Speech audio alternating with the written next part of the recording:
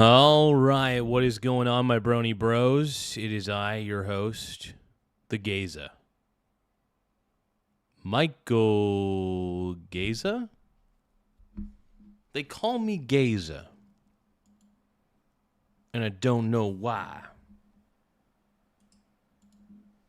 Let's go, dude.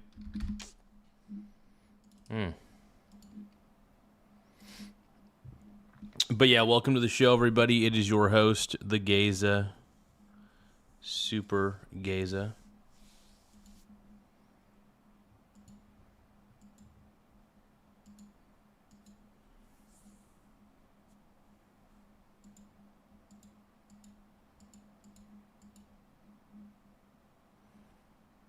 Oh my God. So we're going to look into the latest Lego controversy and Reckless Ben, man. I love this guy, but I hate bricks and minifigs with a passion. So we're going to... It is bonkers. We're going to watch Penguin Zero, also known as Mr. Charlie. And we're going to learn everything we can. I hope that Reckless Ben wins this one. That this Lego scandal keeps snowballing into this avalanche of degeneracy, discovering new unhinged lows that previously went undiscovered in the meta. They're finding new tech here. Oh, my boy Fly on Garza's Ball says, what's good? Nothing much, man. Just kind of chilling out, having fun. Being a stud. Being a chud. Bricks and minifigs, that is, for just bafflingly awful decisions here. Now they have fully opened Pandora's box. They have unleashed the plagues out there. Just misery. It's pandemonium. It's crazy because it's like Bricks and Minifigs is a Voltorb whose only move is self-destruct, and they are spamming that bitch. Oh, yeah. It's fucked. The whole thing's fucked. And, Reckless Ben, dude, if somehow Bricks and Minifigs wins against Reckless Ben, I'm going to get pissed. I'm going to get real pissed because Bricks and Minifigs, you guys suck. I just want to let you guys know. Bricks and Minifigs, I hope that entire franchise goes down. I've never been so bent on seeing a franchise crumble. Never, never, never. I'm usually not too spiteful, but I can be. I just want to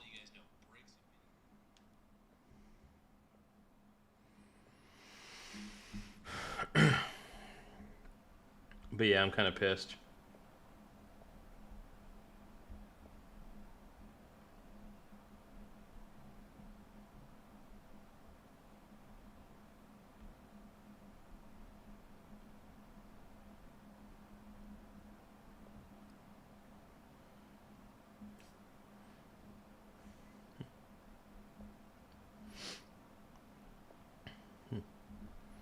All right, let's keep going. Silverback says Trump loves us. We need gold statues and sneakers. Dude, I'm down for that, dude. Give me gold statues and sneakers all day long in a juicy man thong. Let's go, dude. They are just finding every possible angle to ruin their reputation. If corporate ass fuckage was a sport, Bricks and Minifigs would be Michael Jordan. Oh, dude. Bricks and Minifigs, nobody likes Bricks and Minifigs. They want to see this company go down. People are backing out of contracts with them. People are done with this unethical company. So Bricks and Minifigs deserves everything that's coming to them. Episode 3 is finally finished after crazy all-nighters and basically destroying my health. But I can't post it or I will go to jail. And not only that, I will also immediately lose my lawsuit of $300,000, and the GoFundMe we made for Brian will go straight to this mystery company that I am no longer allowed to talk about. All of us are still trying to piece together the puzzle here and figure out who this mystery company could be. It's like a Smash Brothers character you haven't unlocked yet. We just can't quite make it out yet. But I do have a hunch, though I'm, of course, not 100% sure who the culprit might be. We'll have to get Scooby-Doo on this case. So now they have ball-gagged Reckless Ben here. He was giving a status update on the whereabouts of episode 3. Well, guess what? Bricks and Minifigs, you just made us hate you even more. We already hated you with a passion. I hope no one goes to a Bricks and Minifigs ever again. Ever again. That it was completed, ready to rock and roll, but he is now unable to share that because it would put him at risk of going to jail and instantly losing his lawsuit, and also all of the money raised through the GoFundMe for Brian and his family would be forfeit. So he can't release part 3 of the investigation on this massive Lego scandal because of this legal hoopla he finds himself wrapped up in. Now, right away, I want to talk about something because I've seen a lot of people mentioning that the methods that been used here were really counterproductive and may have actually been harmful in the grand scheme of things. Well, I think he did a good job. I think Reckless Ben did a fabulous job. And to be honest, I love Reckless Ben.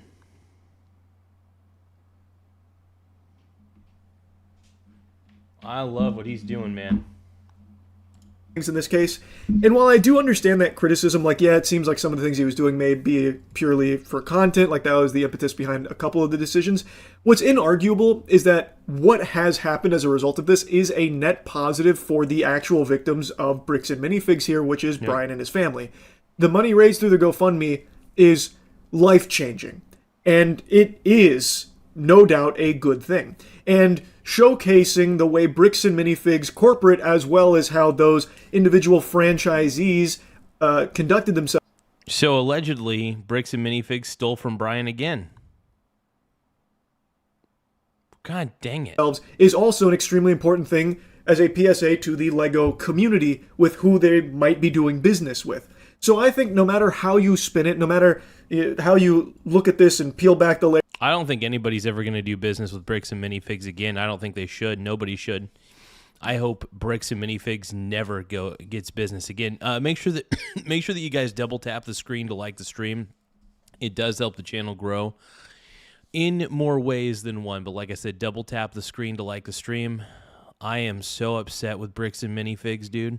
Layers of the onion. I think even if you didn't agree with all the things Ben did, which I do understand in a few instances, I think all of it did lead to something very important, which was trying to help someone that had been wronged by a corporation that refused to try and make things right without this.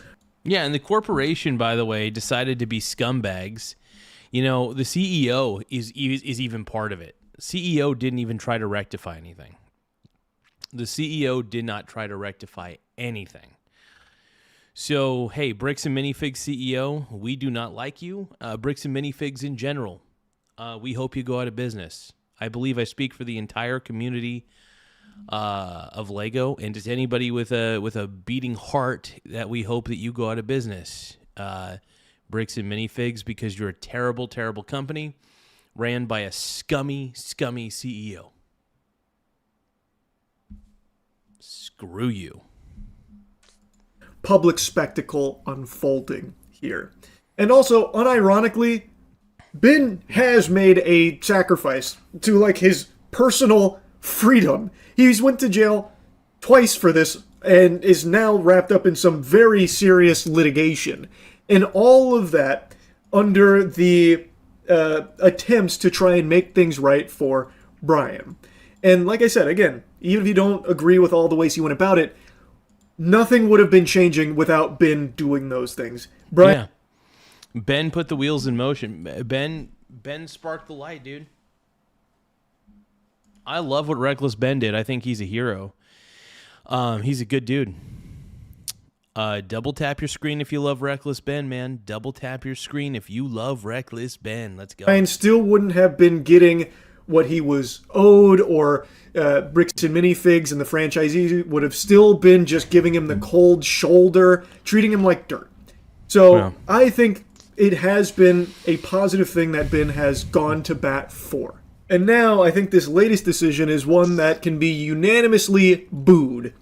To now silence the guy who has been talking about this and diving into it, I think is always just a completely inexcusable look. And here's the thing, even if Bricks and Minifigs does end up winning against Ben, this kind of decision here is just such an underhanded, shitty tactic, already on the back of them trying to take down his Patreon, his main source of income, that it is inexcusable and, in my opinion, pretty Oh, by the way, I'm pretty sure he's got a lot of new Patreon subscribers, so I think Ben's going to be okay. Reckless Ben, I think he's going to make a lot of money from it. But, by the way, make sure that you guys check out Reckless Ben's Patreon, man. He deserves all the subscribers in the world. Reckless Ben's an incredible human being. I love this guy so much for what he did for Mr. Mansell. I think it was amazing.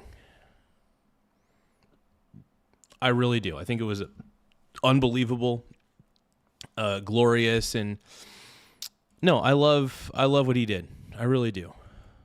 Unforgivable. That is an irreparable blow to their reputation. Even if they do win, no one will be able to look at this company. Yeah, exactly. And here's the thing. I think this lawsuit from Bricks and Minifigs makes them look even worse. It is making them look worse. By the way, Reckless Ben's videos firmly showed just how bad Bricks and Minifigs actually was. They were terrible, by the way. Bricks and Minifigs was awful, awful, awful. Company the same way again, and probably won't feel comfortable doing business with this corporation. That's what I think. And again, his investigation has spread beyond just Bricks and Minifigs, like it showed some very questionable, very, very shady shit from the American Fork Police Department, obviously. Yeah, the American Fork Police Department deserves to go to jail. The irony. But it doesn't seem like the American Fork Police Department is the one that is now attempting to censor Ben here, under threat of throwing his life away if he continues to talk about them and show his investigation. That is Bricks and Minifigs, the mystery company, whom I believe to be Bricks and Minifigs based on what I think is pretty obvious evidence. They sent court papers to my email, which I guess a judge approved for them that this was a valid form of service. And so now that I'm officially served, I cannot even mention this company or I will be in jail and everything. Normally I would be like, screw the big guy telling me what to do. I'm going to do what's morally right. But in this situation, if I do that, then all my friends get screwed with this lawsuit and we lose all the GoFundMe money we raised, like, immediately. Completely understandable. I don't think there's a soul on this planet that blames him for that. There's really no other option than to comply with the demands of this lawsuit here, because if he doesn't, then everyone's getting face fucked. Not just Ben, anyone that was even attached to a single tendril to this case here, including the main victims here, Brian, they would then lose everything that was built up across this with the GoFundMe. So it makes sense why he is unfortunately having to make this. It's sad that they're even getting sued, because any judge worth their salt will throw out this lawsuit. Would throw it out. They'd be like, nope, this is stupid. Yeah, Bricks and Minifigs is screwed. Bricks and Minifigs is screwed. We know who's silencing Ben. We know who the mystery company is. So you know what? Bricks and Minifigs. Bricks and Minifigs is going to have to go bankrupt at this point. That's what's going to happen. Decision to not continue talking about it and putting forth the evidence in part 3. I am very curious. If you guys can, though, double tap your screen to like the stream. One more time, double tap your screen to like the stream. We are a smaller YouTube channel, of course, but we're trying to always get a little bit more subscribers anytime we can. So double tap your screen to like the stream. Why they were able to serve him those papers through email, as opposed to when Ben was apparently instructed that the only viable means was through amicable. Yeah, isn't that funny? Isn't that funny that he tried to... He said, hey, why can't I just send an email? No, you can't. and then he had to physically go take the papers to him. But it turns out somehow Bricks and Minifigs is able to send the same papers to him via email. That makes zero sense to me. Double standard. And I think, and if this is the Utah judge, if it's a Utah judge doing this shit, of course, the corrupt Utah system. It's Mormon country out there, baby. Mormon country. Like service, trying to serve the papers himself. But I guess maybe there's a chance where TLG says, goontastic, did those hippies rob you earlier? Those are my brony bros, dude. Those are my other brony bros. a judge looked at this and said, like, oh, so Ben tried to serve them. They weren't receptive, so it's very likely that he wouldn't be receptive to Bricks and Minifigs trying to serve to Ben. So we'll grant you the motion to issue the service through email. But even in that case, I feel like that would have been easy for them to extend that same courtesy to Ben to serve through email, but I don't think they ever did based on everything that was shown in the previous videos. So that was a little confusing to me. And it's hard not to immediately think back on everything that was shown via the police body cam. Yeah, it shows that Utah is backwards and they play favoritism. Utah's screwed, dude. And what was said on those body cams and what we saw in some really, really, really questionable behavior from these officers, it's hard not to immediately think of maybe something a little... Oh, we got Uncle Chris in the house. How you doing, Mr. Uncle Chris? I hope you're doing well, my brony bro. We got TLG. We got Fly on Garza's balls. We got everybody, man. Everybody you could ever want. Deeper and perhaps a little bit corrupt. But that's where my head goes here, because there are some very questionable things that have unfolded on camera in regards to how all of this has been handled in that space there. But that's all. Yeah, Tiny Line Gaming, exactly. Bricks and Minifigs is evil and criminal. I agree with you completely. 100%. I believe they are. Just allegedly. I'm not saying it 100% is the result of corruption, why this was deemed a viable means of service. I think it is. I'm just very surprised that Ben wasn't able to utilize... I think it's all corruption. Straight up. 100 per frickin' cent, dude. Email for serving the papers to the franchisees. So, I'm not too sure who Fly on Garza's balls actually is, but they're very awesome. I am no longer allowed to even mention this mystery company. My personal opinion is that this is unfair because this order was put on me because this company was telling the court that I was making bomb threats. I was planning on murdering the manager and employees, which obviously I didn't do, and you can see that in the footage. The only problem is I was not given a chance to share my side. The court just heard their perspective, not mine. So because I wasn't able to share my side, I am now no longer allowed to talk about them, and looks like this might be it. So, yeah. It's so fucking... It's screwed up, dude. TLG said... Well, hold on. Chris Rule says... I'm good. I'm on a cruise. I'm going to Jamaica, Haiti, Mexico, and 12 different islands. Damn, dude. Hopefully one of them is Little St. James Island. Just kidding. Just kidding. Chris Rule, dude, you're making the rounds, brother. We got TLG saying, damn, Chris is balling. Annie says, hey, guys. ET says, Garza, what up? TLG says, hello, Annie. What up, Annie? What up, ET? Love you guys. ET is for me. Annie. E.T. says he got beat up for being a pink brony bro. It's okay, bro. You're the pinkest brony bro I know. Diabolical how they make these allegations that Ben was threatening them with bombs and violence and stuff like that. I'm going to go over there and kick their butts. I'm going to go in there and motorboat their cheeks and punch them up real bad and stuff. I'm going to beat them up. They're saying all these things, which then enables them to move this forward to gag him without ever even seeing Ben's side of it, apparently, according to Ben. I don't think E.T. actually got beat up for being a pink brony bro, but maybe. Who knows? Maybe he did.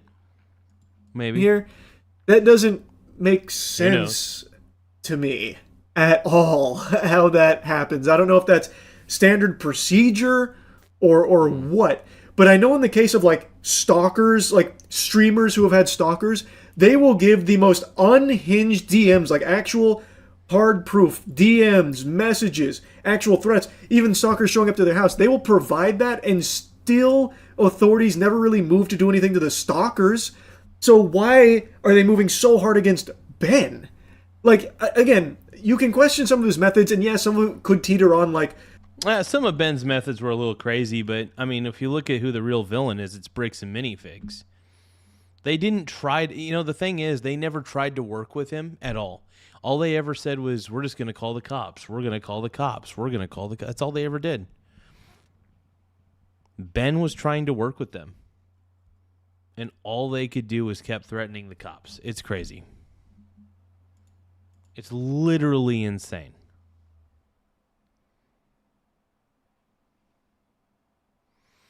Uncle Chris is talking to me from international waters, bro. Holy crap.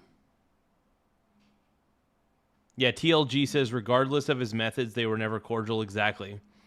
Bricks and Minifigs never even tried to work with him. And that's the saddest part of all this. They could have tried. They could have made a real effort, but they didn't. Ballpark definitions of like stalking in regards to them trying to like serve them and stuff. But what's irrefutable is how lightly stalkers get taken so often with like actual dangerous psychopaths who are a threat to individuals' safety. They just get to walk away scot-free, willy-nilly, not taken seriously. But in this case, when it's a corporation that's alleging it, now all of a sudden the hammer's coming down. Here comes the giant fist. That's just fucked up. And they apparently didn't even hear out Ben's side, which apparently has supporting video evidence as well to the They absolutely need to hear out Ben's side of the story. 100%, dude. contrary, proving that he wasn't making those threats or saying those things or doing any of what was alleged. It's weird. It's weird. And the freaks at Bricks and Minifigs just don't seem to recognize that even if Ben can't talk about it, you know what's going to happen? Everyone else is going to talk about it. They truly... Oh, yeah, we're talking about it. Bricks and Minifigs, dude, you guys have to realize that you guys are screwed, right? Bricks and Minifigs, we're not. We're done with you, Bricks. Just don't understand the Streisand effect at all. Genuinely at all. They've never even heard the term, I guess. That nomenclature, nothing. It's a fantasy to them. Like, it could have been so easily avoidable, all of this, if Bricks and Minifigs wasn't such assholes based on all available evidence here. And the CEO is addicted, like I said, to this humiliation ritual. Oh, yeah. The CEO wants to be humiliated in public. It's pretty obvious. I agree with that completely. Of putting his face on all of it. Going on streams, be clowning himself. Like, constantly talking about it himself. So you're hearing it right from the top of the food chain.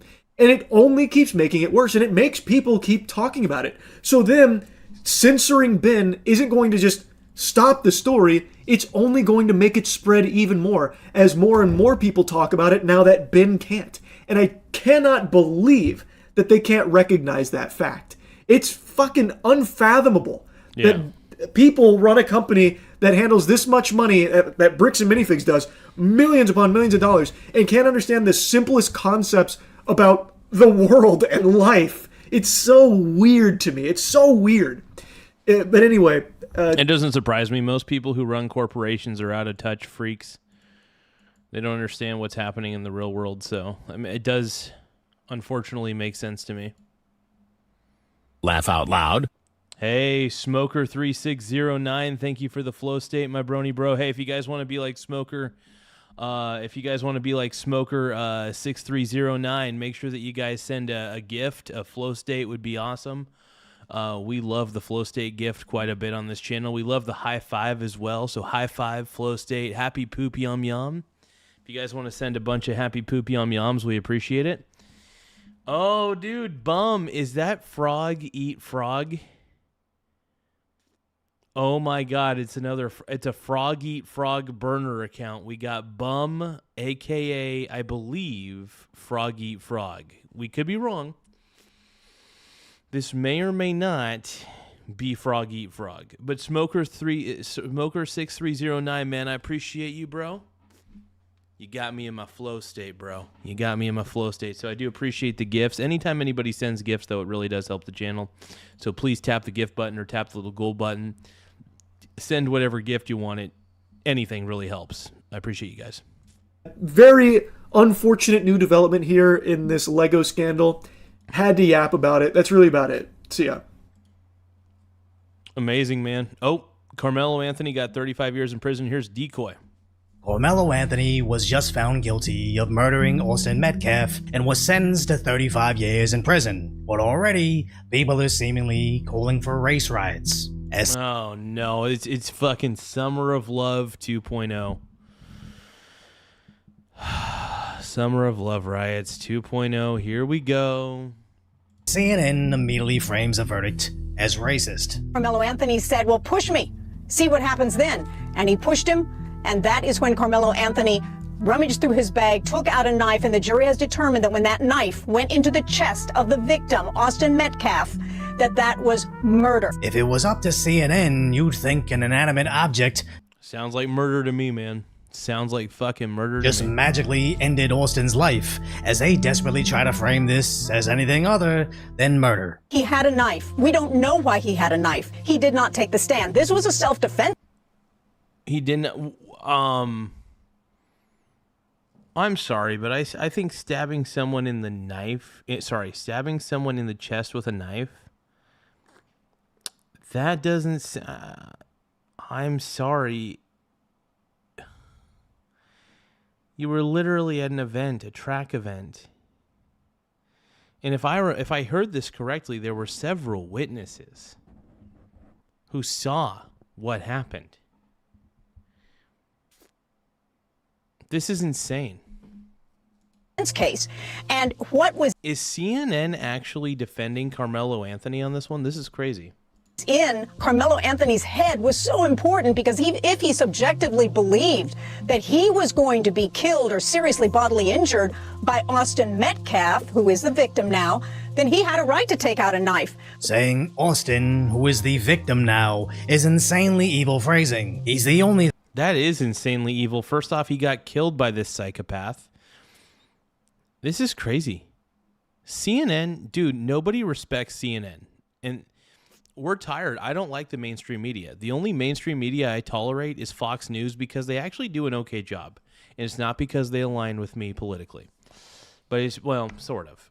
It is a little bit. But no, here's the thing about Fox News, which I do appreciate a lot, is they, I feel like they're trying to get, I feel like they're better at speaking the truth than the mainstream media. I feel like the mainstream media just sweeps everything under the rug.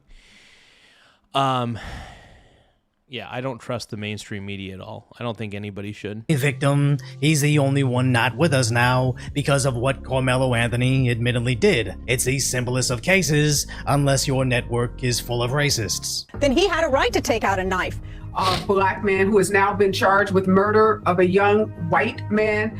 Anthony was in this tent. He was asked to leave. He was being confronted and in some ways intimidated, provoked by larger athletes, and he was fearful of his life, and he pulled out that knife. If he was so fearful, why didn't he simply leave the tent as requested? But no, they're just desperate to frame the murderer as the bigger victim. Yeah, they're trying to frame this guy as a victim. Of course they are. Of course CNN would. Of course CNN would. The only thing worse than CNN was Court TV. Questioning the jury, I asked him, how did you reach your verdict? How did you reach it so quickly?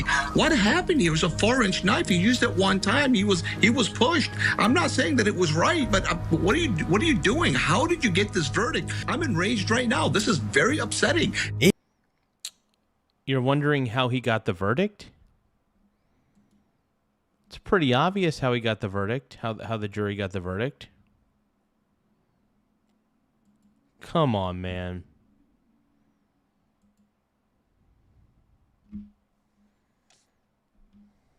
Even stooping to defenses previously only seen in racist memes. My child has deep regret. My family has deep regret. He is a scholar. He has the opportunity to turn his life around. She needed to be talking about her son in the future to get them to see who he could be outside of this, and she was not prepped and ready for that. Suggesting you can imprison my son, he's a future scholar, just proves you're willing to overlook murder based solely on race. We simply can't. Yeah, I'm not buying it, dude. I'm not buying the whole Carmelo Anthony's guilty as sin. Guilty as sin. Guilty. Guilty. Reason with this level of weapons-grade stupidity, but sadly, there's actually activists listening to this logic. After the guilty verdict, chanting "say his name" as if Carmelo was the victim. Oh, Carmelo was not the victim. The one who was murdered by Karmelo Anthony is the victim. It's pretty obvious. But we'll see. Maybe there's some evidence that'll be shown that we don't know yet. Like, look, if I don't know. I'm not buying it, dude. Singing and jumping around, attempting to antagonize the other side.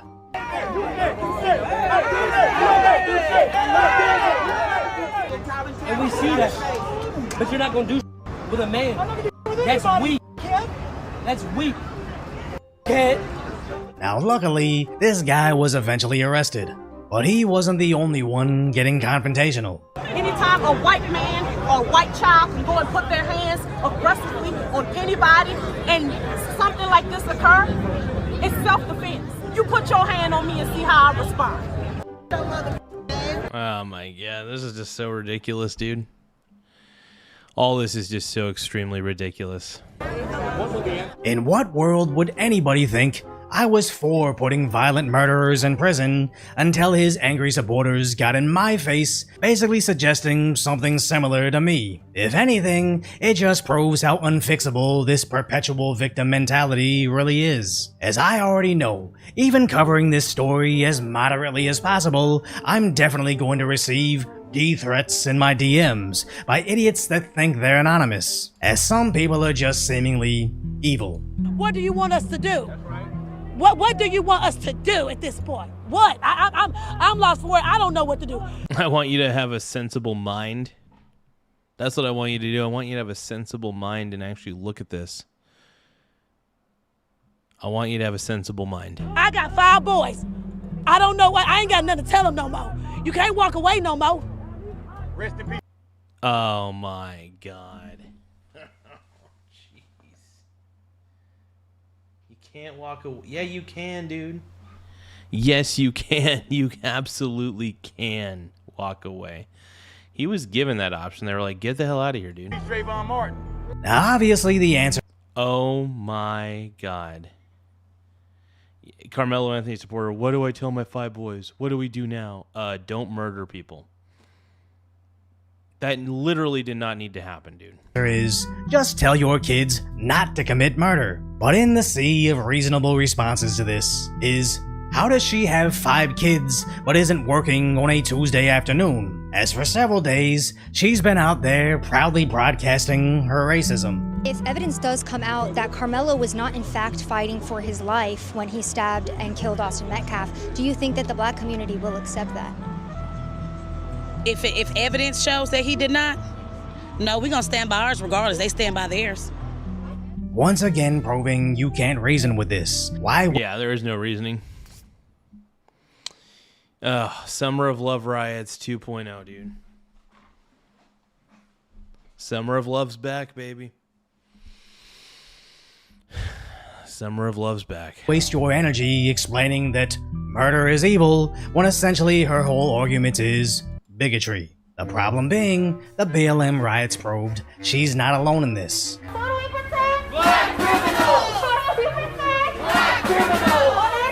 Most people aren't even aware that this entire movement openly endorses.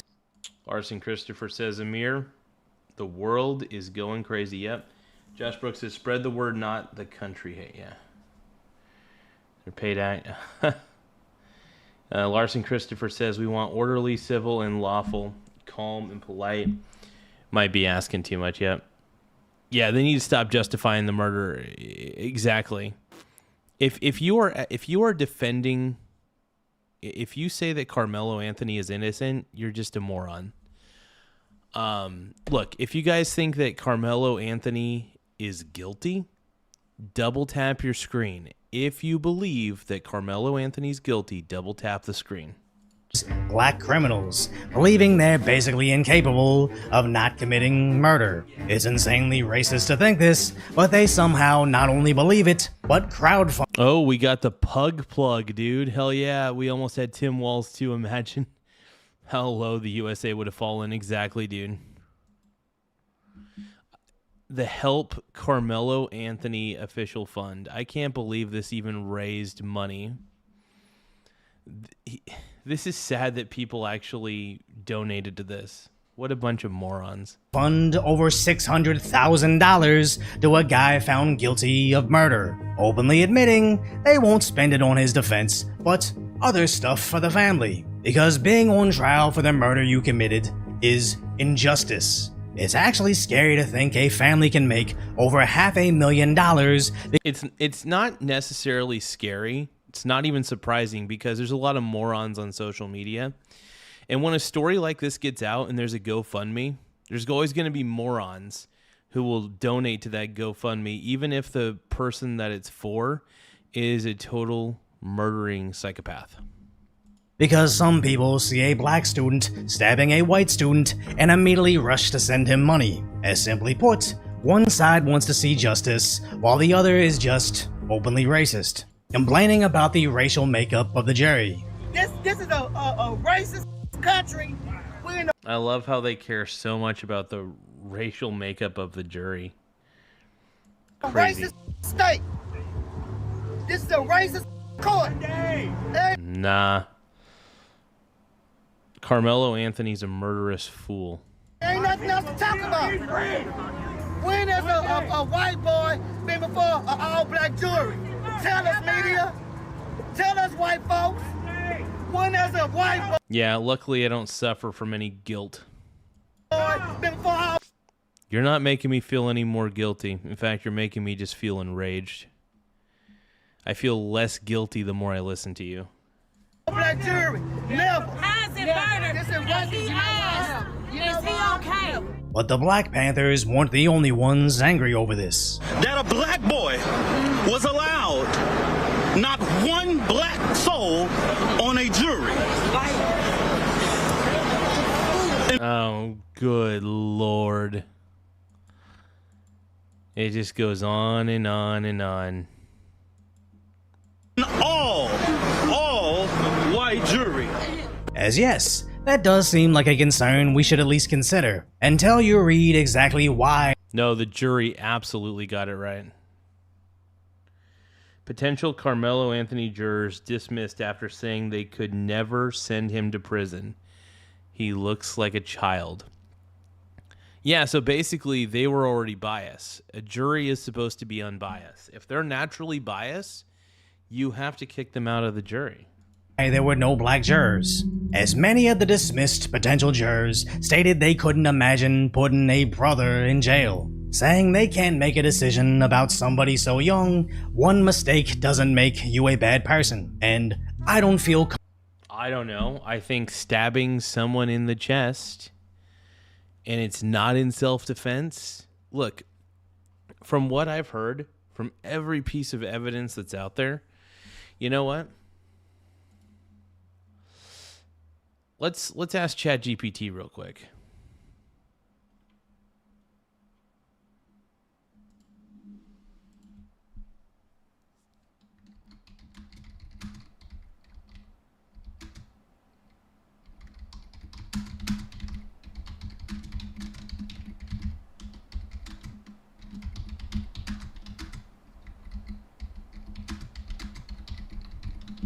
I'm asking GPT real quick. I want to see what ChatGPT says.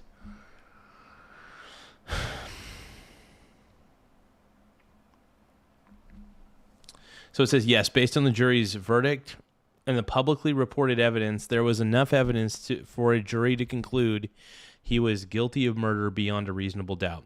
The strongest point is that Anthony admitted or did not meaningfully dispute that he stabbed Austin Metcalf. And the main legal fight became whether the stabbing was justified self-defense. The jury rejected that defense and convicted him of murder. The key evidence publicly reported was Metcalf told Anthony to leave the Memorial High School team tent during a rainstorm. The confrontation escalated. Metcalf allegedly shoved or tried to move Anthony. Anthony pulled a knife and stabbed Metcalf in the chest. One witness reportedly said Anthony pulled the knife from his backpack, pushed Metcalf back, and stabbed him. For self-defense in Texas, using deadly force is not justified just because someone shoves you or a fight starts. The person generally has to reasonably believe deadly force is immediately necessary to stop the other person's unlawful deadly force or to prevent certain serious violent crimes. Let's see.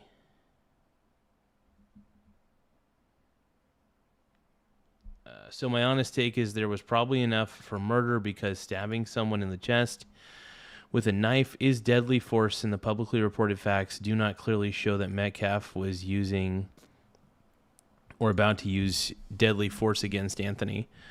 A shove, grabbing, or a heated argument may support fear or maybe a lesser moral argument, but legally, it is usually not enough to justify a chest stabbing. That said, I can understand why some people argue for a lesser charge or sudden passion. If the jury believed Anthony reacted in panic during a chaotic confrontation, that could affect punishment or potentially support a lesser theory. But the jury apparently concluded the prosecution proved, intentional or knowing murder and disproved self-defense enough to convict him. He was sentenced to 35 years. Yeah.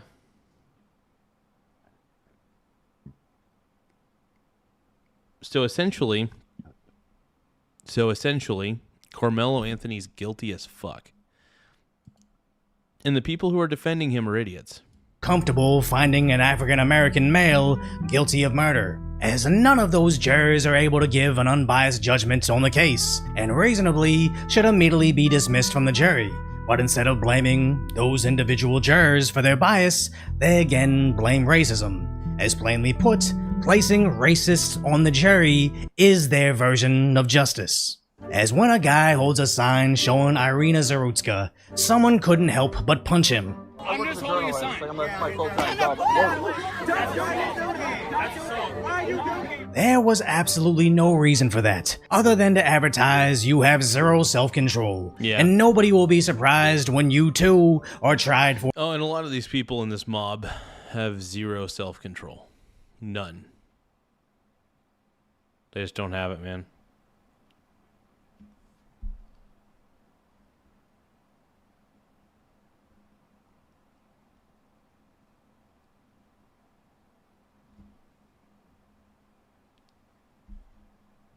for a violent crime, but then insanely admitting they wish Karmelo killed Austin's twin brother as well. Both should have been dead. Both brothers. Both should have been dead.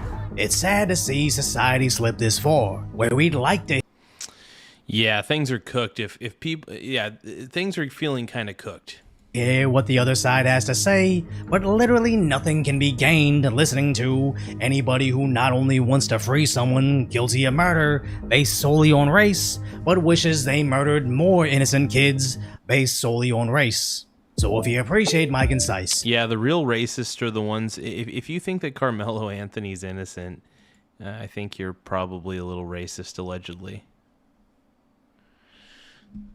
That's what I think. Squadala. If you guys can, don't forget to send a gift. Tap the little gift button or tap the little target button. Help us out.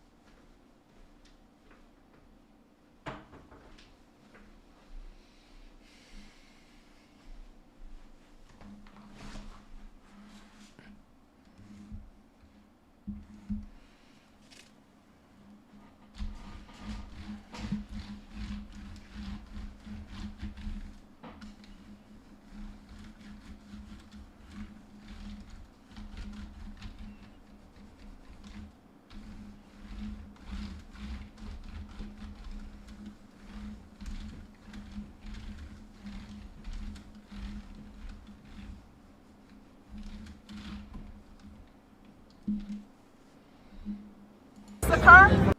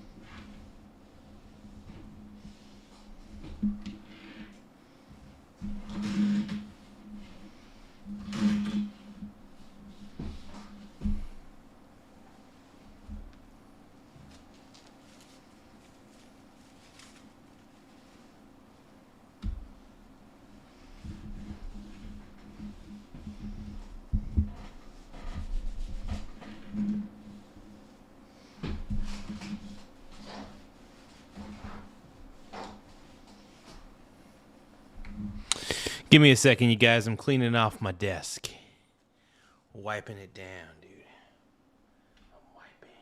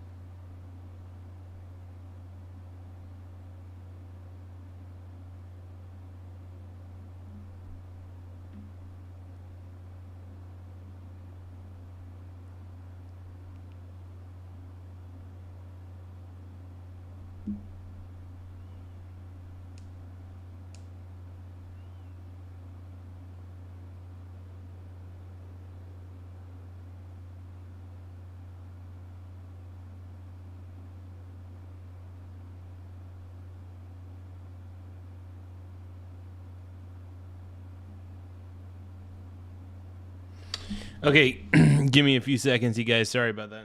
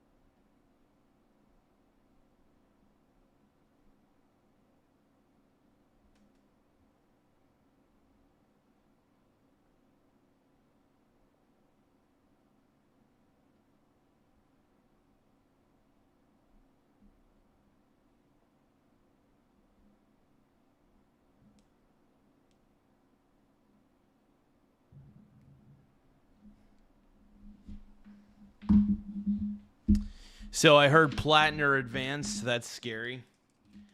Plattner's a terrible human being. Plattner.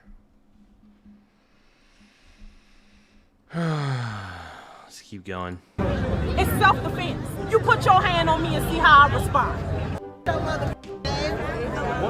In what world would anybody think I was for putting violent murderers in prison until his angry supporters got in my face, basically suggesting something similar to me? If anything, it just proves how unfixable this perpetual victim mentality really is.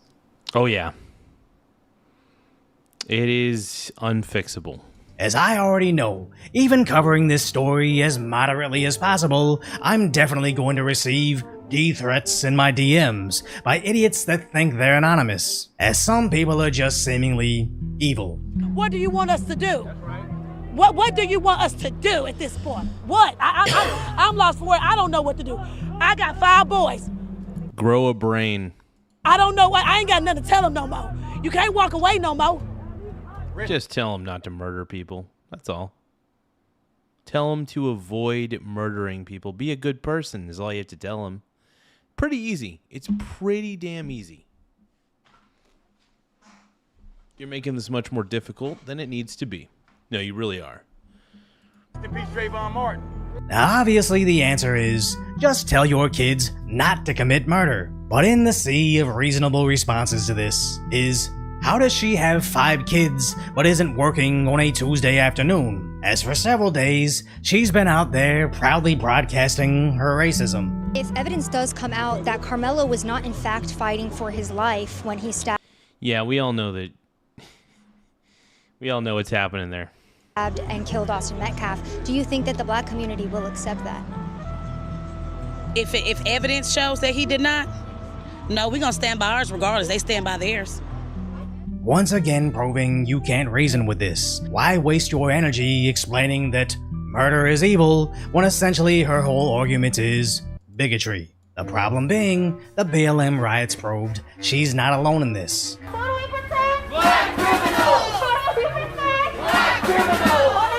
Most people aren't even aware that this entire movement openly endorses black criminals, believing they're basically incapable of not committing murder. Yeah, that's the sad truth behind it. That is the sad fucking truth behind it. He is right on the money, and is unfortunately right on the money. It's insanely racist to think this, but they somehow not only believe it, but crowdfund over $600,000 to a guy found guilty of murder, openly admitting they won't spend it on his defense, but other stuff for the family. Because being on trial for the murder you committed is... Yeah, the only reason the family is doing the GoFundMe or the fundraising, I don't know, the community fundraising thing, the only reason they're doing that is because they want to make a quick buck off of their son. They know their son's going to jail. The reason they know their son's going to jail is because he actually murdered somebody not in self-defense.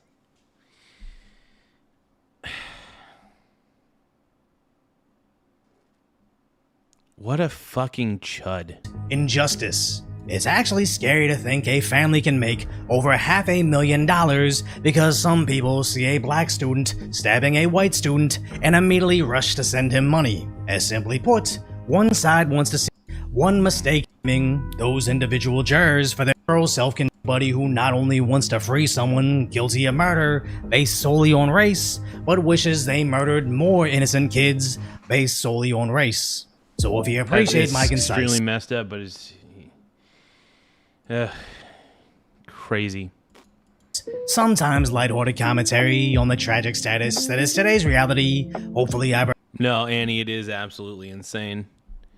It is absolutely insane. Oh, Trump got him? On election night, Ramen was sobbing after her blowout loss. Oh, yeah, we already know about this. Yeah, unfortunately.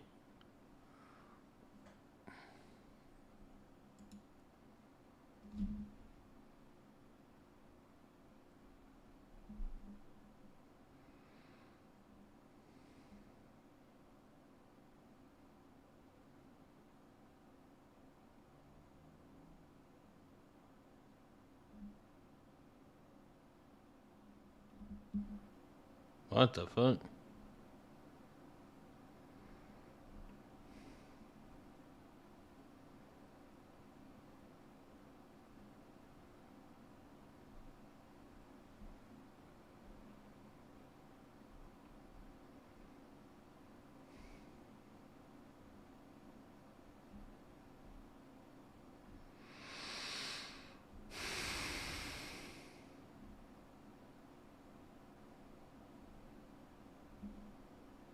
Oh, sweet animals.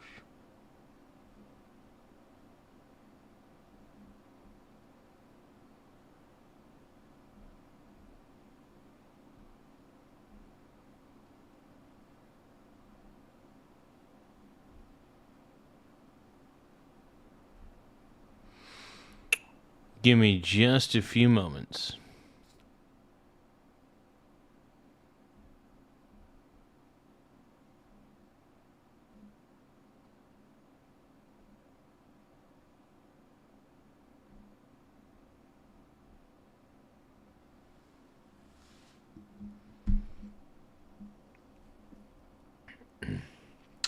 What do you guys think we should react to next? I'm trying to figure it out. Everyone's sick of it? Let's take a look. A lot of the footage for this is a little bit hard to see, and I can only show the blurred versions, right? Reform politicians let this monster into our country. I've just watched. Oh, here we go again. It's another one of those situations where judges were soft on crime, allowed a psychopath murderer back out onto the streets, and then something terrible happens where he ends up murdering. Ugh. The most horrific footage from Northern Ireland, from Belfast. So, hey, we got Mandy in the house. What up, Mandy? We got a lot of people in tonight. We got Larson Christopher. Garza needs a green screen. No, I don't want a green screen, man. Here's the thing. The reason I love having the background that I have is it's just natural. This is my environment. I don't want to candy coat it. I don't want you guys thinking I'm some sort of extravagant man. This is who I am. This is me. This is my environment. I as much as I'm okay with honestly, getting a green screen's not hard. You know, all I have to do is get a green sheet. Or if anything, I could just get a sheet, paint it green, paint it bright green, and then, like, I don't know, hang it up behind me or something. That would probably be the best thing I could do.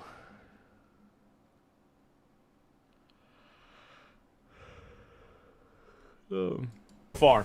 Of one man on top of another with a knife, obviously screaming and shouting. Some patriots effectively attempted to intervene. Mm-hmm. I don't know what has happened to the victim, but it didn't look good. We want our high trust society back. That's right. We're not going to get it back by people being deceitful. We need honesty, we need truth, we need authenticity, and we need openness. That's exactly right. Agreed. No, he's totally right about this. The Belfast attacker was granted a 5-year visa by the UK government. Man taken to the hospital. Of course. With serious injuries after the stabbing. It was an attempted beheading, be honest for once. What is this here? It was an attempt...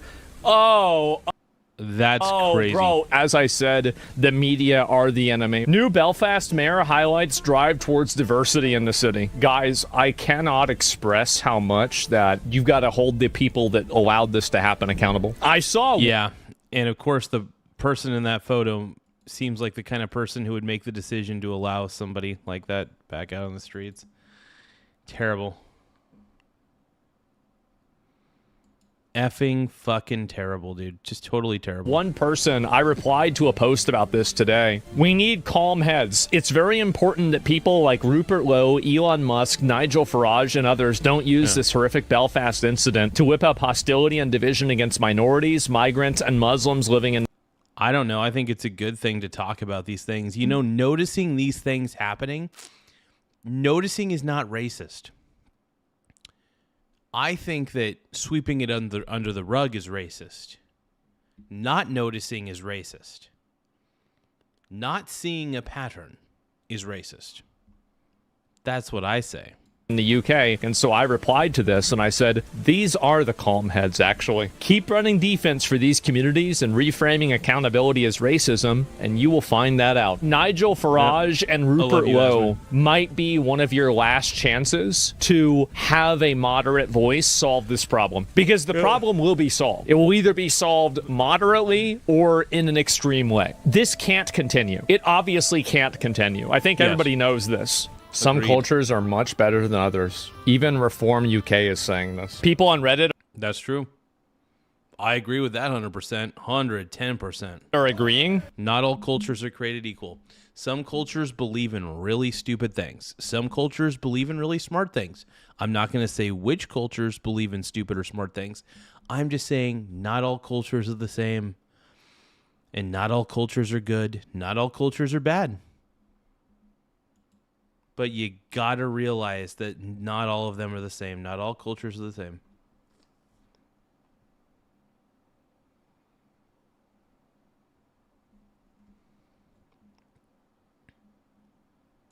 Uh-oh. They're gonna have to do a mass ban wave again. I don't see how someone could seriously argue this isn't true. If you believe this isn't true, then you believe every culture is morally equal to the culture of Nazi Germany. Do you remember how mad everybody got at me for saying this? And now it's the popular opinion even on Reddit. I really wish I hadn't seen this footage this morning. When will the penny drop for people? What more will it take? I'm so tired of this. I know it's not all immigrants, but I just don't care at this point. If you let in 100,000, the 99% will be fine. That 1% do stuff like this. I put the safety of one British person above the safety and happiness of 100,000 immigrants. Close the borders and sort out this problem now. And let me guess, this guy got his comment deleted. The food, think of the food. Yeah, but you're saying that our culture has changed because we've had other cultures come here. Is that your position? Well, it's not my position.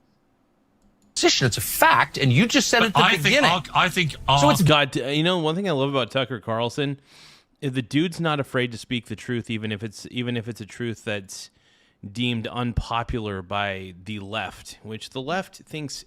By the way, if you have any sort of politics, even slightly right of Jane Fonda, the left will try to eviscerate you. It's that simple. Better. So what about British culture didn't you like and has been improved by new cultures? Well, tell me, what didn't you like before? What are you glad is gone from the Britain you grew up in? Let me tell you, if you came to London in the 50s and 60s, the food was crap. The food? But are you... Who cares if the food is crap?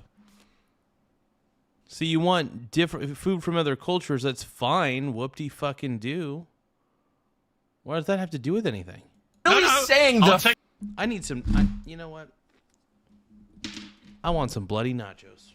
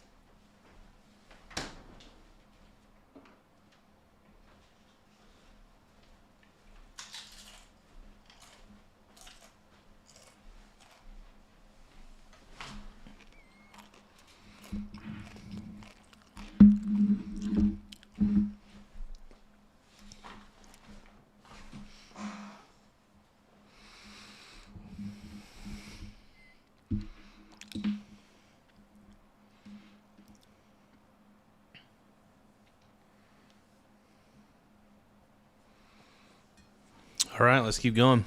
I'll take you to the top end of the portobello market. When this happened, he crashed out and said this on Twitter. There are a lot of white English people I would happily trade for a good weekly chicken tikka masala. Really? Well, it looks like you traded one in Belfast just yesterday. Yep. Congratulations. Piers Morgan's an idiot, dude. Here's the thing about Piers Morgan. He's such a dunce. Piers Morgan is everything I hate about Britain.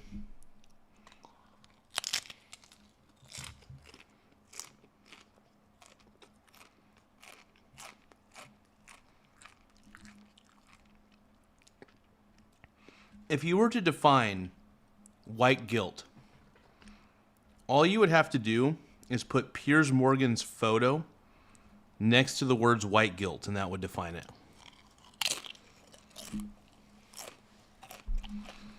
This man right here is what white guilt looks like. It's white guilt, dude. Amazing. It's amazing. It's funny.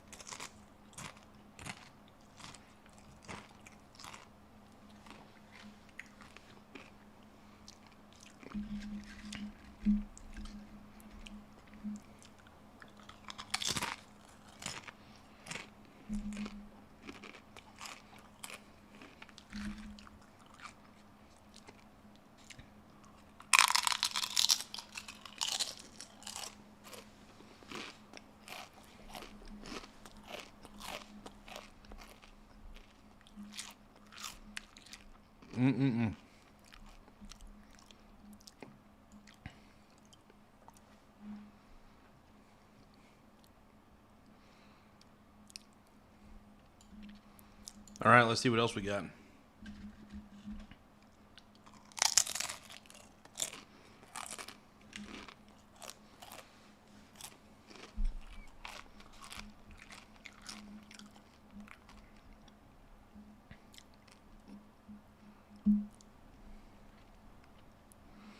Oh, straight showdown. Trump's potential next steps after a U.S. helicopter was struck down. Let's take a look. Oh, man. The U.S. helicopter that went down over the strait is a stark reminder that every second Trump's disastrous war continues is another second that our troops remain in harm's way. There is a defensive strike that has been taken. It is proportional. Here's the way I look at it. The war in Iran is completely necessary. It is. Because Iran has done so many terrible things. Their government has done so many terrible things. I don't know how you can look me in the eyes and say that, I don't know. And limited. The White House and Pentagon have announced and said it's against unjustified Iranian aggression. It's targeted strikes to the radar, missile, and command and control sites. The United States now engaged in a tit-for-tat with Iran over its latest takedown of an American aircraft, an Apache helicopter. Let's bring in our panel. Josh Kraushaar is a Fox News radio political analyst. Tom Bevan, Real Clear Politics co-founder and president. And Annie Linsky, White House reporter for the Wall Street Journal. So CENTCOM has launched retaliatory strikes against Iran. They posted this on X. U.S.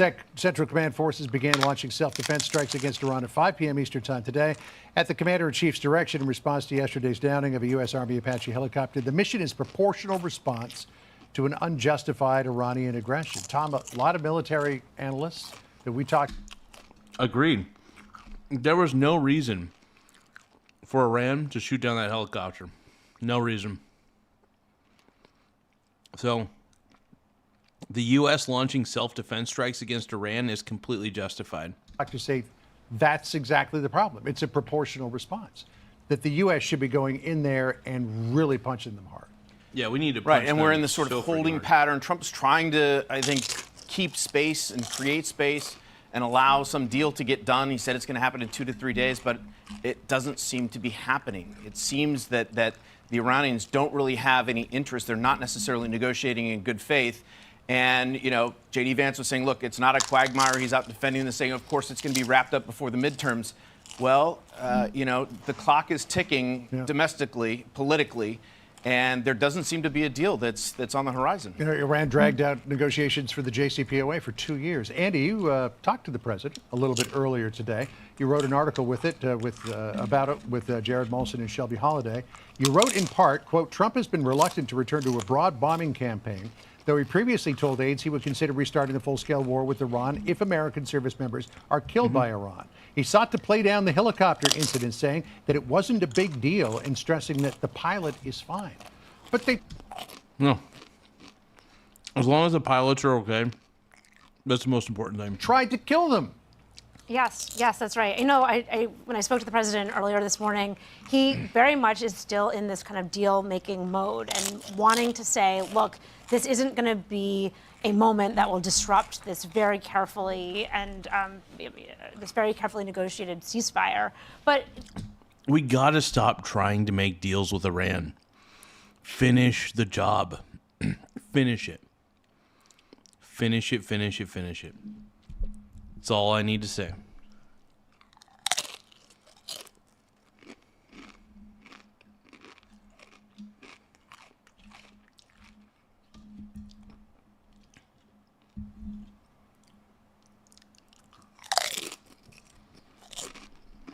the reality is the reality. And later, hours after I talked to him and he said it wasn't a big deal, bombs are exploding over Iran tonight. Right. So we are now 9 weeks into a 2-week ceasefire, right? The Strait of Hormuz was supposed to be open a long time ago, and it's not. Where are we? Well, look, Trump is inviting comparisons to Barack Obama with his desperation for a deal while Iran is not making any meaningful concessions about their nuclear program, about their ballistic missiles. They fired against Israel over the weekend. They are attacking a U.S. helicopter, and now Trump is calling for, the CENTCOM called for a proportional response, not a dominant response. And I think that the Iranians see the weakness. They see how politically vulnerable Trump is. He wants to make a deal. He's worried about the state of the economy, gas prices in particular. But Iran sniffs out weakness, and they're trying to test the U.S., and they're getting a lot of vulnerability. Yeah, I mean, a former military commander I talked to today said the fact that Iran took down an Apache helicopter shows that they believe that this president is not being forceful with them anymore. That's crazy. Yep. You know what this means? I think this means all deals are off. Gloves are off, baby. Gloves are off. What do you think, Tom? Just go Trump, dude. Go Trump. We're rooting for Trump on this end. I think we're all rooting for Trump daddy on this end. Yeah, I think he's in a tough spot, and he's, wars are easy to get into and tough to get out of. And he's been, as I said, he's been trying to do this deal, but there just doesn't seem to be anybody on the other side of the table that's willing to put something down and sign on the dotted line. All right, let's leave foreign policy behind. I want to talk to you about the Southern Poverty Law Center hearing. Of course, charges against them for funding the very hate that they claim to fight. It's like a volunteer fire department would pay an arsonist to light fires so that the fire department would have... That's a really good analogy that he just made. That is a hilariously good analogy he just made. Oh my God. That might be the perfect analogy for the SPLC existing. Bravo, dude. Bravo. Have something to do. Interim CEO Brian Fair faced withering questions over charges that they're funding the very hate that they fight and the criteria that they use to list groups like Moms for Liberty, American College of Pediatricians, Focus on the Family, Turning Point USA as hate or extremist groups. I mean, what are you thinking here, Andy? Look, I mean, when you take a step back, this organization has been a storied civil rights organization. And for years, back in the day, it has been an arbiter of organizations that are, quote unquote, good and bad. It has labeled hate groups. And these labels have really mattered. The Southern Poverty Law Center, though, is allegedly corrupt. I'm going to say allegedly, but I firmly believe they are allegedly corrupt. They have determined corporate donations, whether something is sort of socially acceptable to support or not. And so to have a hearing, that storied moment has tarnished over the years, but this is certainly a low point for them to have their their leader go out there and really be unable to push back on the very reasonable questions that they were being asked. Chip Roy went at it with Eyes wide shut. Let's see. It says Coos Bay is a small town. I mean, Coos Bay is a tiny ass town. And yeah. It's tiny. Where are you from? Eyes wide shut.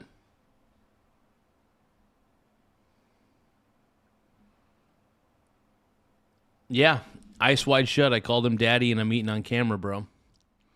I'm eating on camera, and I'm calling Trump daddy. Because Trump's the man, dude. Trump's the man. You just don't like that Trump's dominating. With Brian Fair. You just don't like the fact that Trump's on top.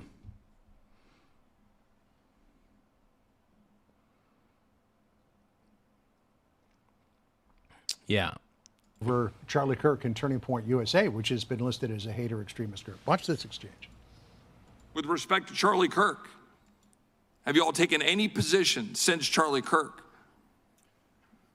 Mr. Roy, we unequivocally condemned the murder of Charlie Kirk. What about the listing of Charlie Kirk? It is our position that TPUSA expresses views and vilifies other people based on immutable character. Wow. You know, Turning Point USA, by the way, has every right to vilify any other organization that sucks ass that they want to. Turning Point USA did its thing. Southern Poverty Law Center was basically allegedly paying groups like the Triple K and other hate groups, allegedly, to support Trump and do terrible things. The SPLC was manufacturing the hate that they said that they were going to fight. They manufactured the hate themselves by funding the hate machines that existed out there. Go figure. Characteristics, exposing them to our listing. But a lot of people would say the two things are not mutually exclusive. You can't say, well, I think that the assassination of Charlie Kirk is terrible, but we told everybody in the world that it's a hate organization. Well, this is nothing new from the Southern Poverty Law Center. It's been almost a decade where publications like The New Yorker exposed the fact that they were characterizing mainstream civil rights figures as hate figures. And the list is very long. Charlie Kirk is just one of many. And The New Yorker called... That's crazy, man. That's fucking crazy. That blows my mind, man. This back in 2019, they said the Law Center had a way of turning idealists into cynics. They were using sort of their civil rights mantra to really profit from that. And now they're under investigation by the DOJ. Yeah, Southern Poverty Law Center is a corrupt, in my opinion, organization, allegedly. Which is what the hearing was about taking in money that ended up going to these hate groups and trying to get informants. There was one really interesting moment elicited by Brandon Gill of Texas when he asked Brian Fair about Graham Plattner's Totenkopf tattoo. Watch this. Do you think that somebody who has a Nazi tattoo on their chest should serve in the United States Senate? I wouldn't vote for that person. I certainly wouldn't either. Do you think that this should disqualify him politically from serving in the Senate? Again, I'm not sure where the line of questions is going. The SPLC, if you're asking me, I'm sorry. Go ahead. If you're asking me if the SPLC opposes Nazi... I mean, that's a weird question. I still think the SPLC sucks, by the way. And Nazi symbols, the answer is yes. I mean, he's embattled, but they are supposed to be the arbiters of hate and extremism. What did you make of that, Tom? I thought it was one of the worst hearings I've ever seen performance by this president. He was unable to defend, and he just got roughed up by Republican after Republican. Brandon Gill, Jim Jordan, Chip Roy. I mean, it's just one after another, and he had no answers. Yeah, quick 10 seconds. If you can't say Nazis are bad, then I think that's something we can all agree on, right? But do you think anybody in Maine was paying attention? Yeah, I would think so. I would think so. The fact, so allegedly Plattner has made his way through the primaries, from what I've heard. Thanks, folks, for being with us tonight. Really appreciate it. Be sure to like and subscribe for all the Fox News latest on YouTube. And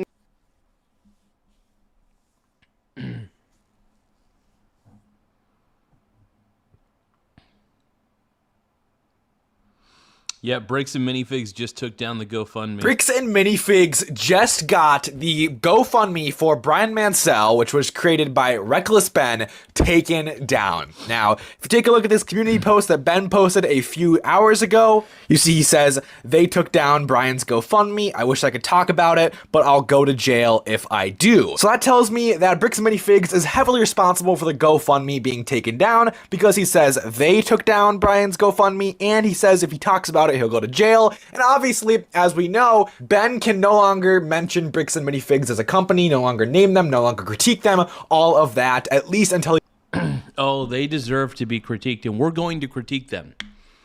Reckless Ben may not be able to critique them, but we're all going to spread the word. We're all going to spread the word on how bad Bricks and Minifigs actually is. Because the fact that they're suing Reckless Ben and trying to ruin his life, it makes me sick. temporary restraining order is lifted or altered in some way after the case actually starts and the hearing begins. So that being said, we can pretty safely assume Bricks and Minifigs was heavily involved with the takedown of the GoFundMe. My theory is that because of the temporary restraining order, Bricks and Minifigs possibly sent all of the legal paperwork and submitted a request to GoFundMe, and GoFundMe actually obliged and listened to the request and took down the whole campaign. Now, at this current point, it is still unclear if the funds are going to be lost forever, who's going to get them, where they're going to go, will they be refunded to everyone who donated, is Reckless Ben going to get them so he can help Brian Mansell and help pay for the legal costs, what is actually going to happen with those funds? And I'm not entirely sure, but I really hope those funds are not lost. Let's see, Ice Wide Shut says, every friend that I ever knew from Coos Bay who went to Marshfield High School say that they hate the place and couldn't wait to leave.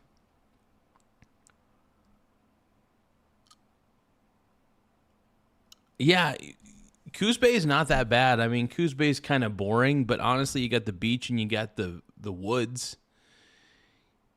Dude, I mean, there's a lot of beautiful places on the coast of Oregon, Dan. Coos Bay is not that bad. And if you get tired of Coos Bay, you could go out of town for a bit. You know what I mean? Go out of town for a bit, have a little bit of fun. You know what I mean? I mean, come on, Ice Wide Shut, come on, man. Coos Bay is not that bad. I kind of like it here. It's not as bad as you'd think.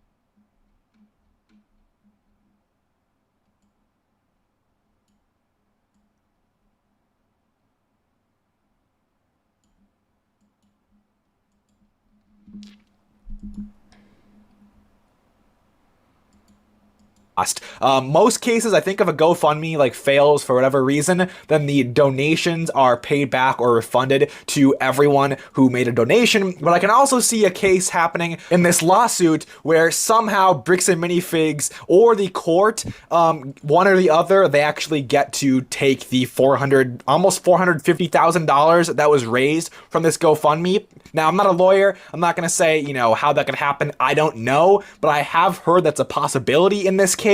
So if it truly is, that is really terrifying and honestly horrible. But either way, this GoFundMe being taken down and the fact that this money could be lost forever is insane, because it means at this point, Bricks and Minifigs has allegedly stolen $650,000 total from an 80-year-old man. Yeah, not a great look.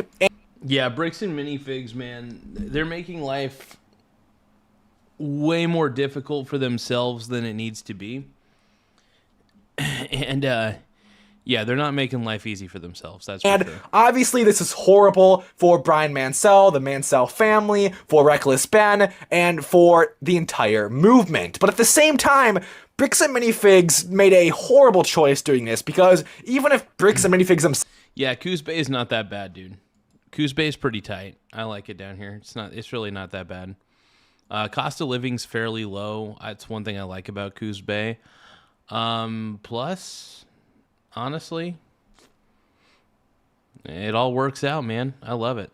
Somehow gains access to this money. I don't know how that works, but say worst case scenario, Bricks and Minifigs gets the 450K from the GoFundMe, then they still just committed business suicide, reputation suicide. It's over because nobody's going to support Bricks and Minifigs after this. The fact that they are suing Reckless Ben at this point and allegedly have stolen the GoFundMe funds, I guess, allegedly.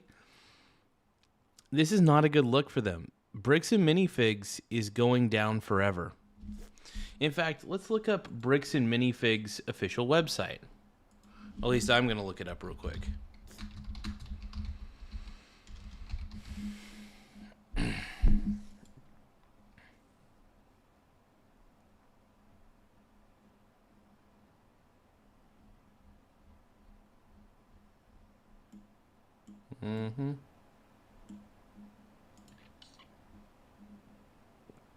Taking a look at their Facebook page real quick.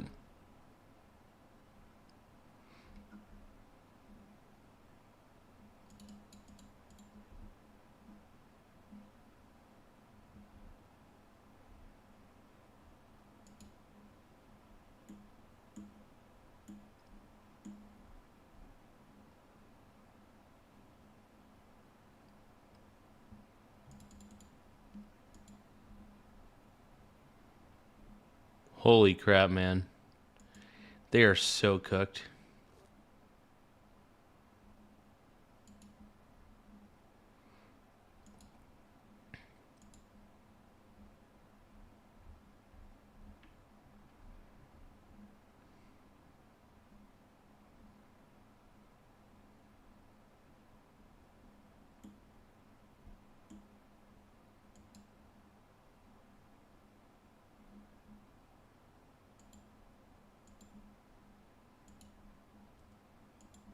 And public opinion for the longest time revolving this situation was Bricks and Minifigs is bullying the little guy, silencing the little guy.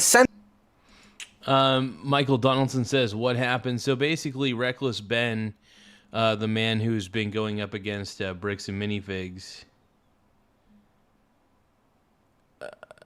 so much to do in Coos Bay at nighttime. Yeah, nightlife is overrated, man. I just like working on my businesses.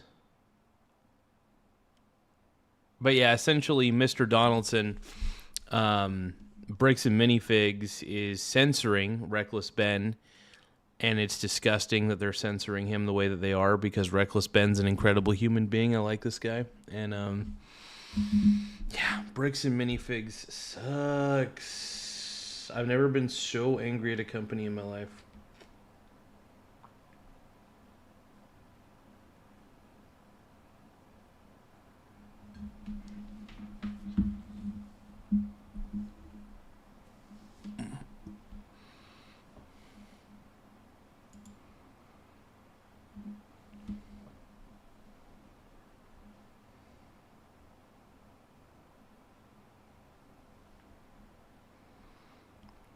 So, Ice Wide Shut, what are you talking about, bro?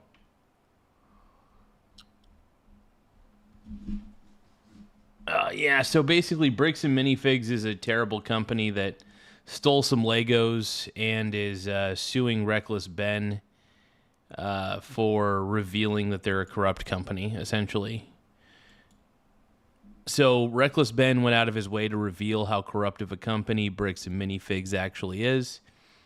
And he's saving the day, basically. Censoring the little guy, threatening the little guy, doing anything possible to silence all opposition. So this whole David versus Goliath dynamic that's been going on here, this development certainly does not help that at all, does not help Bricks and Minifigs' reputation. So I think at this point, they must just be accepting that their reputation is cooked and doing anything they can to recoup costs on their end and hurt the opposition as much as possible. Because as far as public opinion goes, they've already lost trust. And this move is just, the audacity is insane. And it is insane, dude. I can't believe Bricks and Minifigs is doing this, dude.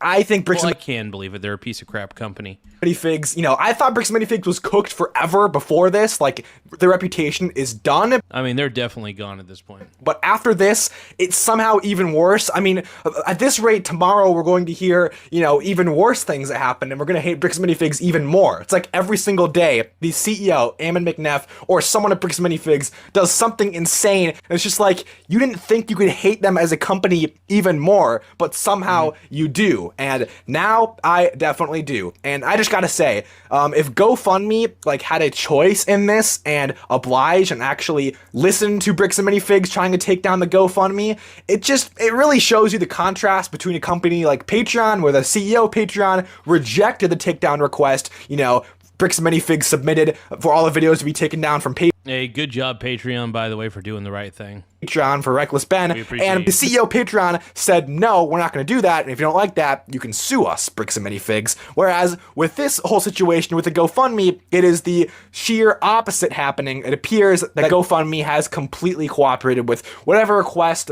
they received. Now, it's not clear how much of a choice they had. I'm not going to make any assumptions there, but one thing is clear from our perspective. It looks like one company stood up for the little guy and one company didn't. And I gotta say, if you are a company that is not standing up for the little guy in this situation, being Ben, Brian Mansell, everyone on that side of things, then you're probably just digging your own grave as far as your company's reputation goes. With that being said, let me know in the comments down below if I missed anything and your opinion on this whole situation. I'll see you all in the next video. Hell yeah, dude.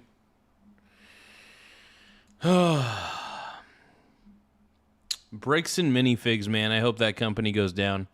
I've never wanted to see a company go down further than Bricks and Minifigs.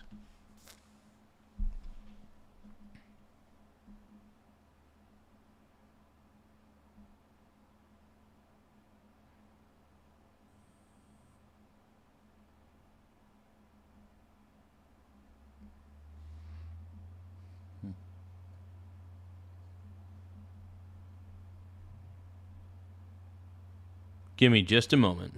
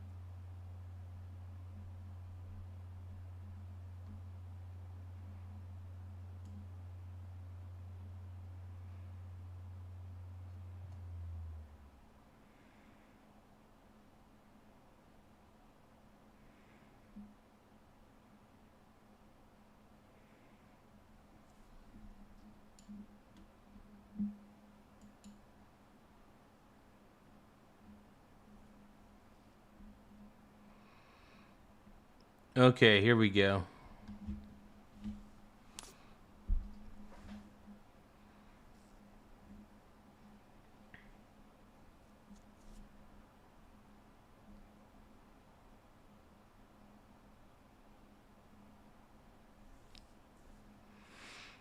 Well, give me just a few more moments, I guess.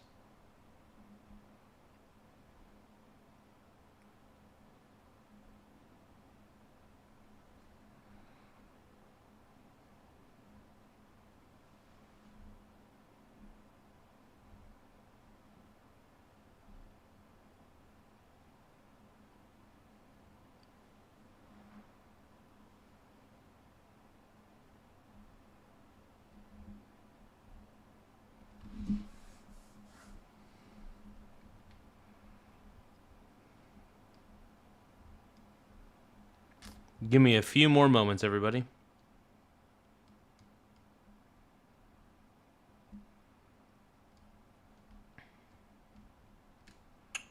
The $15,000 AI bill, your $20 subscription is a delusion. That's interesting.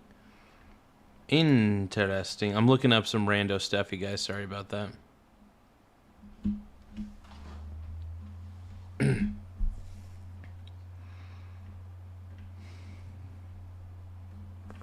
Well, let's refresh the page, I guess.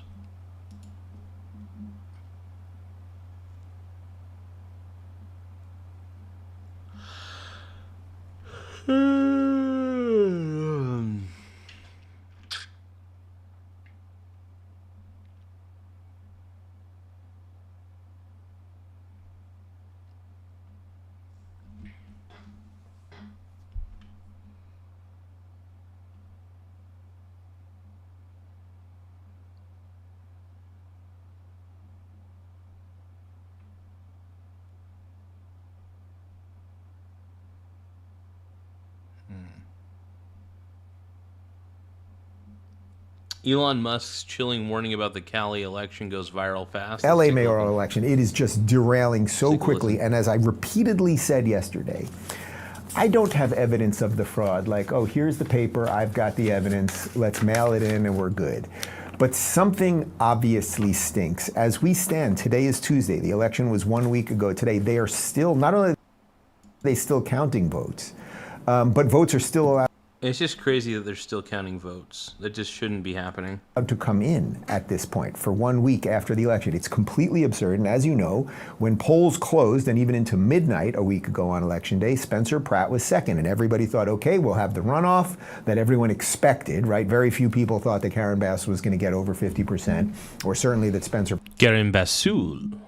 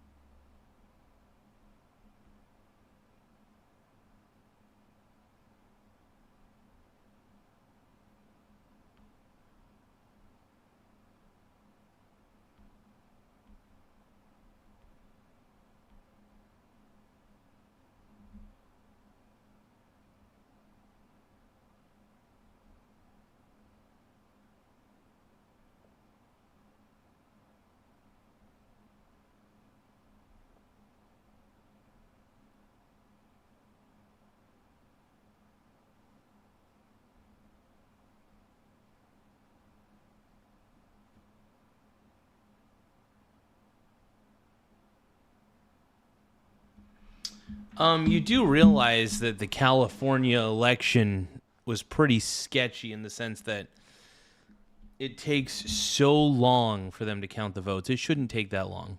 Pratt was going to get over 50%. I'm sorry, Florida and Texas have it right. California has it ass backwards. In which case there would have been no runoff. But everyone was like, all right, it'll be Bass, Pratt, we'll have a runoff in November. I was making the argument that's actually great for Trump, and I would say. And it's crazy, man. Pratt ran a flawless campaign. Nithya Raman, by the way, absolute nobody. Say for the country, because it keeps the eyeballs and the attention on something that was really interesting and hot with Pratt, something that was important culturally, like just look around and see what's going on. Can I just say something, Orwell, a shelter? I'm saying it is sketchy because I believe it's sketchy based on the patterns that I've seen. Pratt was ahead. He was at 30.4% roughly. Raman was at like 22%. Based on those patterns, Pratt was destined to win. But for some reason, somehow, some way, Nithya Raman is, compared to Spencer Pratt ran a far better campaign. People were voting for Spencer Pratt in droves. So I find it hard to believe that Nithya Raman is where she's at now. Even she didn't think that she was going to get this far. You want to know why? She was crying the night of the election. Even she realized that she had no chance. But now, 5 or 6 or 7 days later, after Election Day, now suddenly she's ahead of Pratt? It's like me believing that the Dallas Mavericks actually got the first pick of the NBA draft and it was valid. Nah, it's not. You see what I'm trying to say, man? It's not. You know it. I know it. And if you think that Democrats being in power is good, y'all, you got another thing coming. Yeah, Democrats tend to abuse power because they're collectivists, and collectivists tend to be very authoritarian in nature, and authoritarians tend to be very abusive. In any event, suddenly, over the course of 7 days, Nithya Raman, who is the Mamdani of LA, she makes Karen Bass look moderate. She's a lefty lunatic, literally was campaigning that they should allow drug dens on the same streets that schools are on. She's a radical beyond imagination. And of course, somehow, magically, she's getting all the mail-in ballots. Well, people were finally done with the Democrat establishment, at least so I thought. I think the California election should be questioned. I'm not accusing anyone of anything. But I think that based on the patterns that we've seen, an investigation is warranted. And the Department of Justice is going to investigate this through and through. California, you better get your big boy pants on because you're going to be in for a rough ride when the truth is out. And she will now be in the runoff, and Spencer Pratt will not be. This from the New York Times.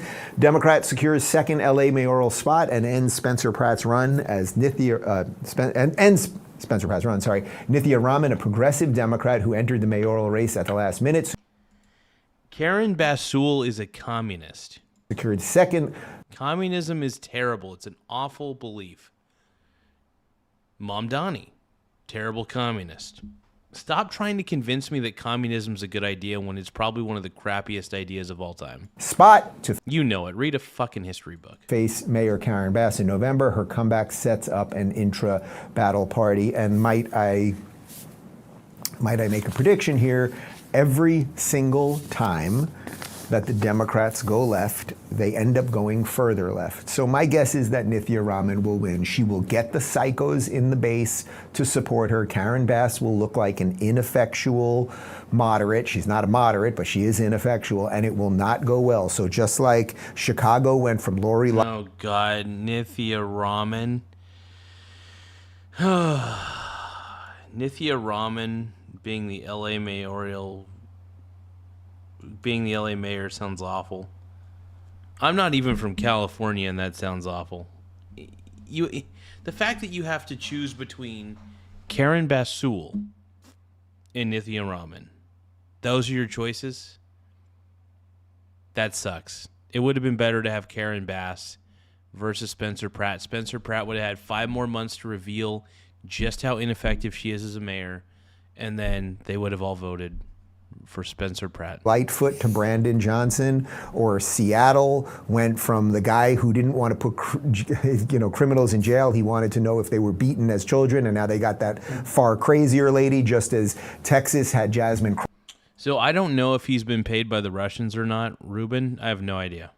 Crockett, and then they went further left with Tallarico, just like New York had Bill de Blasio and then ended up with Mamdani. I think it is fairly obvious what will happen in Los Angeles. I thought this was interesting. This is from the Gays for Trump, although there's nothing sexual, or there's no sexuality related to this content. Nithya Raman even... Gays for Trump. There's a page called Gays for Trump. I love it. Nithya Raman even lost her own district, CD4, to Spencer Pratt and Karen Bass, but you expect us to believe she beat them both by winning 40% of the vote in the rest of the city by mail-in ballots? Yeah, we're not buying it, dude. We're not buying it. Even lost her own district. We are not buying, especially that she lost her own district. That's interesting. We are not buying that Nithya Raman was more popular than Spencer Pratt. We're not buying it. And you know what? Once they investigate this California election, I think we're going to be in a rude awakening at just how bad it is under the hood. which is District 4 to Spencer Pratt and Karen Bass. But you expect us to believe she beat them both by winning 40% of the vote in the rest of the city by mail-in ballots. Like, completely ridiculous. Elon saw that and he tweeted the level of... Yeah, Texas Jane, Talafrico better not win, dude. He's terrible. Talafrico's a creep, dude. Talarico. Let's keep going. The fraud here is mind-blowing. So the point here is, we'll continue a little bit more on this, but the point here is, we don't know exactly what happened. So, you know, when we showed you that video the other day of the woman on NBC interviewing Trump when he had just had it with her, what's that lady's name? Kristen Welker. It's like, Trump he doesn't have it right in front of him, but at some point, something feels so fraudulent. And the fact that they are telling us there's no chance that it's fraudulent. The woman is a radical left lunatic. Yeah, and here's the thing. The fact that the leftists are so adamant that there's no fraud is disturbing. How do you know? For example, if you started questioning Florida and Texas's elections, I would say good. Free and fair elections should be questioned. Let's have an investigation. What patterns are you noticing? I would be interested. Just because they're red states doesn't mean that I'm going to defend them. I want to know, do you think there's fraud? If you have reason to believe that there's something fraudulent happening, it's fine to talk about it. It's fine to put it out there in the ether. And if it needs to be investigated, it's a pattern worth investigating, then investigate it. I don't care whether a state is blue or red. California is just ass backwards about everything they do. They're one of the worst states in our entire union. And it's sad because my state of Oregon neighbors California, and we're pretty rough as far as the state goes. So it's pretty bad. Who is in far third place, and now Pratt is gone. She even gave a concession speech on Election Day. That is true, by the way. June 2nd, she gave a concession speech. But if you want to see how absolutely crazy this situation is, this is a tweet by a political commentator named Mila Joy. And there's an image attached. She wrote, "My sister lives in Los Angeles. She's a Democrat, but voted for Spencer Pratt. I was with her when she dropped her ballot in the mail weeks ago. We checked today and it hasn't been received back. Are they just tossing ballots for Spencer Pratt?" So you see that. That's a good, oh my God. That is fascinating. I hope more people come out with shit like this because that's very, very concerning. You can go on a website and see where your ballot is at. And in this case, it has not even been counted yet. So something is really wrong. Once again, Elon retweeted that and said the system is rotten. So again, even if you don't have the smoking... I believe the system is. At least... in California, I do believe it is. Done. There's enough, I would say, circumstantial evidence. There's enough stink around the thing to make people not believe the system is honest or that the system works. On June 11th, the Rubin Report will be live. Yeah, I'm done hearing Dave. Dave Rubin kind of annoys me.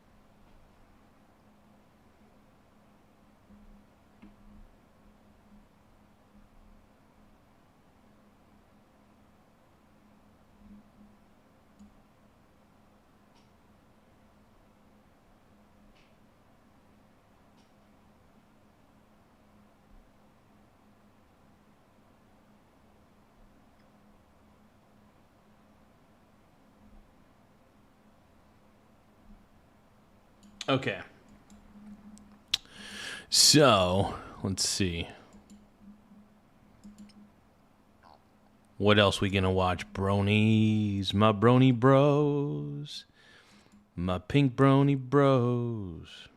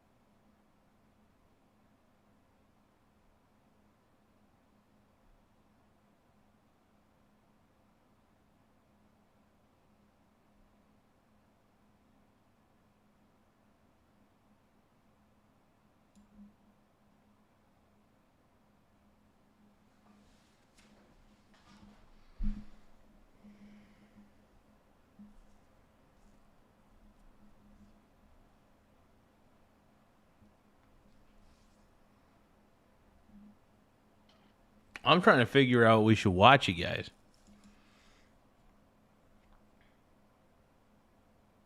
Oh, I like Rainier. That's a good one, dude. Yeah, Orwell. That's actually one of my faves. Rainier's amazing.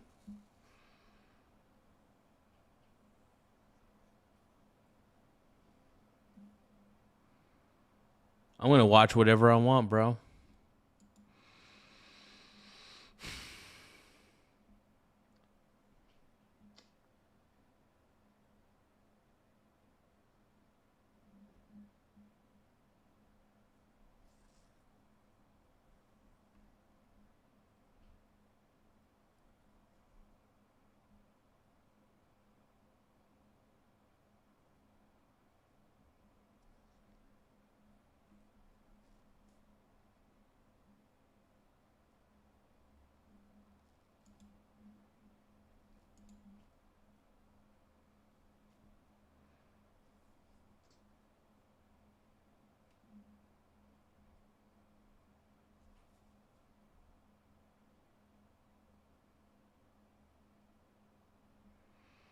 Shonen Jump. That was good.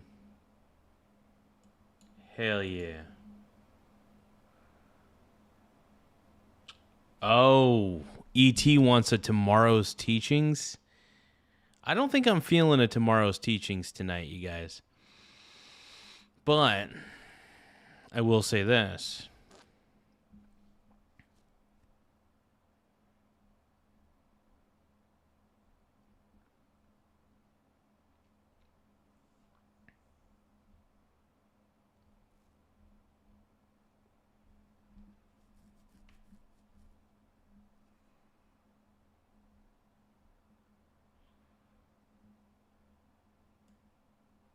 Trying to figure this out, you guys. I got to figure out what we're gonna watch. We got to figure out what we're gonna watch. You're a pink brony bro, and you dance at the gay club.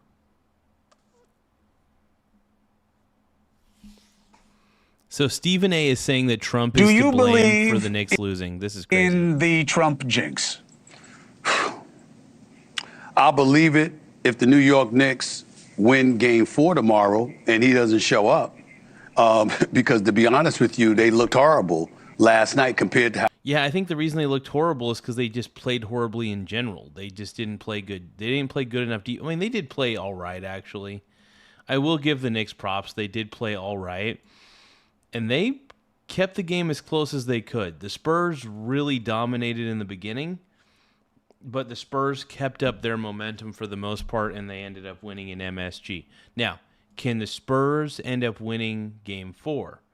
That's the question. I hope they do. I don't really want to see the Knicks win. It's really cool that the Knicks are back in the finals. It's fantastic. But I want to see the Spurs win in MSG, dude.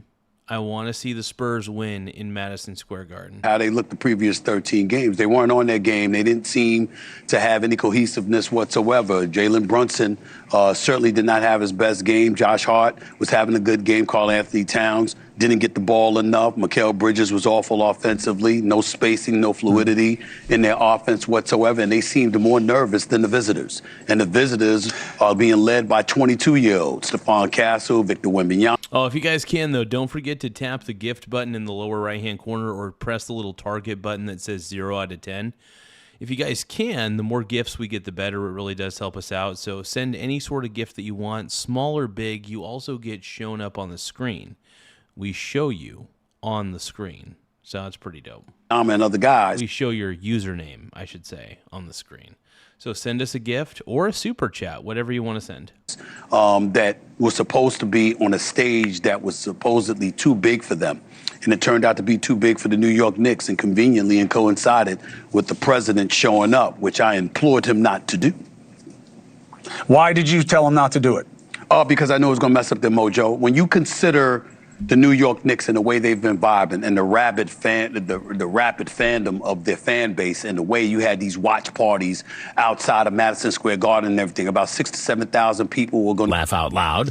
Hey, thank you, Tony Hype. I appreciate it. Everybody give a shout out to Tony Hype for 2593 for sending a gold coin for 10 joules.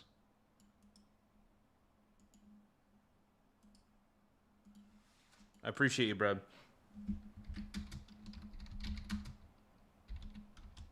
Thanks, my man. Woo. No, I really appreciate that, though. Anytime you guys send a gold coin or any sort of thing, we appreciate it. Any sort of gift. So don't forget to tap the gift button in the lower right-hand corner or tap the little 1 out of 10 symbol that you see. Just tap it. It'll give you the ability to send a gift. So we greatly appreciate all gifts that you guys can send. We really, really, I'll even pull a surprise item out of my room if we get some gifts. Eric Von Erich says, just made it to the gym. Thank you, Garza. You're welcome, Eric Von Erich. We love you. You're a brony. You're my man. Going to be displaced. They will have to be pushed, awesome. To Bryant Park or Central Park. And I thought that was a huge problem because I thought that atmosphere was so electric. It was something unlike we have seen. I've been covering sports for 30 years.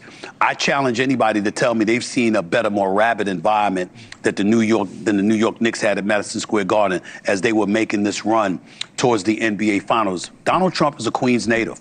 Donald Trump is a New Yorker, real estate mogul, been here all his years, lifelong Knicks fan and what have you. He was there in '73 when Walt Clyde Frazier and those boys showed up in Game 7. He was in New York in 1970 when Willis Reed walked through that tunnel. He's been around for the last 53 years, seeing one disappointment after another with the New York Knicks. What can go wrong has gone wrong. You don't mess with the mojo when it's favoring you.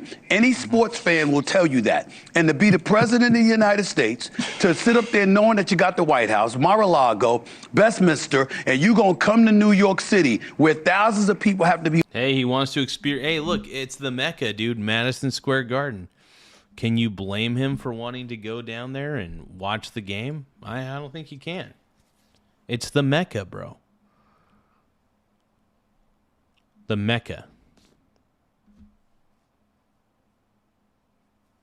Tony Hype says, that lucky one, how lol Biden and the Dems censored Republicans across all social media platforms. Fifth Circuit ruled they violated the Constitution. They banned me on Facebook for 30 days at a time. Yes, dude, it was so funny. I made videos that critiqued Biden at the time.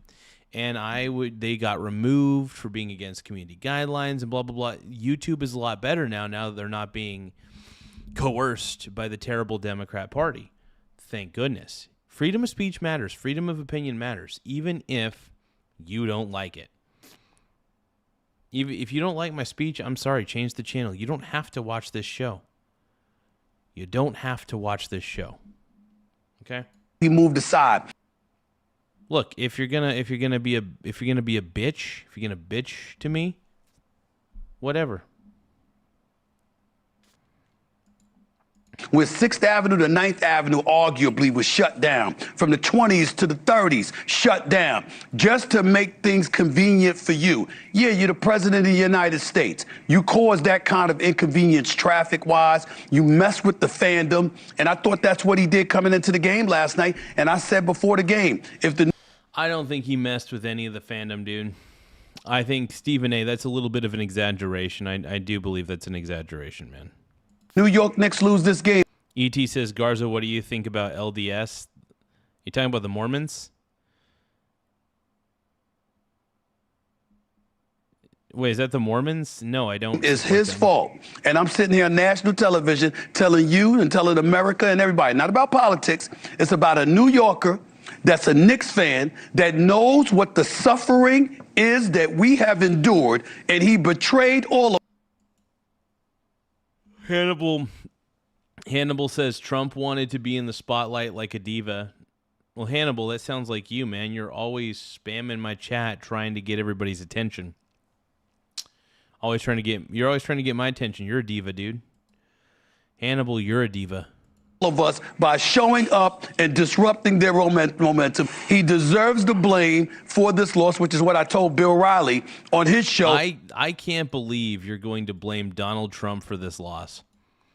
I'm serious. Blame the frickin' players for not showing up. I mean, they did show up, but the Spurs just showed up better. Spurs just finished. They finished a lot better. And I think that, honestly, the Spurs winning that game last night is going to make it to where it's going to give them the momentum to win possibly tomorrow. They may win tomorrow, man.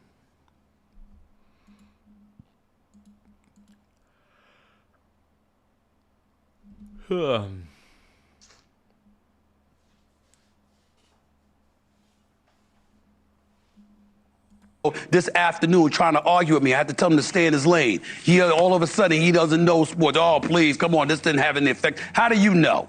Please, it had an effect. Trust me. The ferv wasn't what it was all these other nights before last night. I'm telling you. My points of pushback are, one, he is not a New Yorker anymore. He's a Floridian. That doesn't count. Left. Once you're a Knicks fan, you're a Knicks fan, baby. Once you're a Knicks fan, you're a Knicks fan. He trashed. Knicks fans are Knicks fans, man. I mean, once a Knicks fan, you're always a Knicks fan. Oh, not always, but Stephen A. Smith wants the Knicks to win so badly, and I can't say I blame him. Stephen A. Smith is a New Yorker. He said New York sucks. He went down to Florida. Come on, man. Don't get caught up in that. That's a big reason they were booing him last night. Why were they booing him? Because they messed up the mojo? Just, security issues, details, people having to be moved out, everybody taking us Do you have any idea? I had to be at the game at 4 o'clock to make sure I got in there in time for a 6 o'clock Sports Center. I was there 4.5 hours before game time. Listen, he inconvenienced a lot of people. That's why he got booed, because he messed up the flow. I think that he was going to get booed anyway, but I don't disagree with your point. It's woke New York. Of course, woke liberal New York is going to boo Donald Trump. It's because it's all they got. It's all they can do. By the way, if you guys can, don't forget to tap the gift button in the lower right-hand corner or tap the little goal button. We're trying to get 9 gifts. Well, first off, getting gifts helps the stream a lot. So any sort of gift you want to send, I mean, the bigger the gift, the better. I'll admit, the bigger the gift, the better. But the small gifts, they count too. We appreciate both. So whatever you guys can send, I greatly appreciate it. Let's continue. I see the whole thing last night as a metaphor. You say it's not politics. I think it is absolutely politics and will be revisited in the midterms, because that scene yesterday. That's right. 6,000 to 7,000 people who couldn't have the money to get on the inside got told, let him eat cake. Go home and watch it on TV. We're putting a wall around the garden, and you can't get in because this is only for the rich people. That's who gets to enjoy a moment like this. That's fair. Not people like you. And me as the president, I want to go and I want to see it. And I don't care about the rest of you. That's exactly you what can go deal with it your way. the message and that I'm he was telling you, sending. That is going to be the message of the midterms. In that regard, I don't think that's ridiculous. That's not going to be the message of the midterms. You know what he did? He wanted to see a game. He's a sitting president. First off, everybody should be honored that a sitting president is there at the game with you. That's pretty tight, whether you agree with him or not. He's still, by the way, he's still your president. Donald Trump is your president, whether you like it or not, dude. I know you all hate to hear that, but he is. Oh, I get where you're coming from. I'm not disagreeing with that. I was saying that my position wasn't political. My position was, damn it, you are a native New Yorker and a lifelong Knicks fan. You know what we have been suffering from. You have been a part of it. I used to see Trump at Knicks games all the time. He was always there rooting for them. And then suddenly they're flowing. If you know your sports, you know how this rolls. When your team is flowing, okay, what was it that I was doing? Let me not mess with it. Let me continue that trend because the slightest thing that I do wrong or that I avert away from that, it might spoil the mojo that we got right now at our disposal. That's what he did yesterday. It was selfish, it was narcissistic, and it was disrespectful to the Knicks fans everywhere because we didn't need that from him. We needed him at the White House, Mar-a-Lago, or someplace else, rooting for the Knicks from a distance, not to come and inconvenience thousands of people and mess with us. That's why they lost. And if they win tomorrow I doubt that. I really, really doubt that. night, and he ain't there, you've got your answer. You won without him, you lost while he was there. Yeah, I honestly think blaming Donald Trump is stupid. I think blaming Donald Trump is stupid.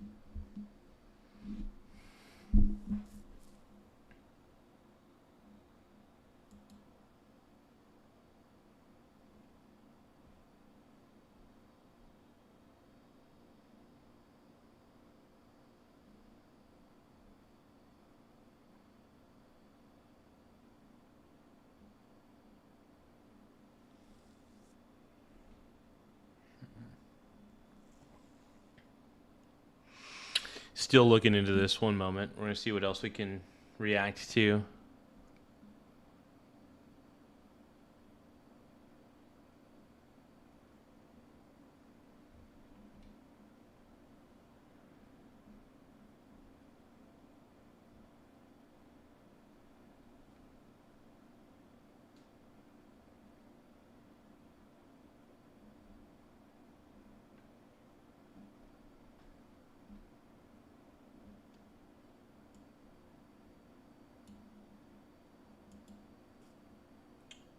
Just a few more moments. We got to look at something interesting here.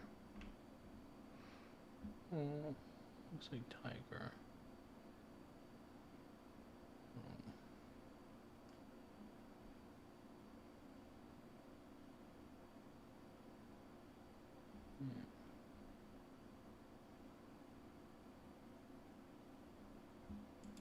This is like 2005.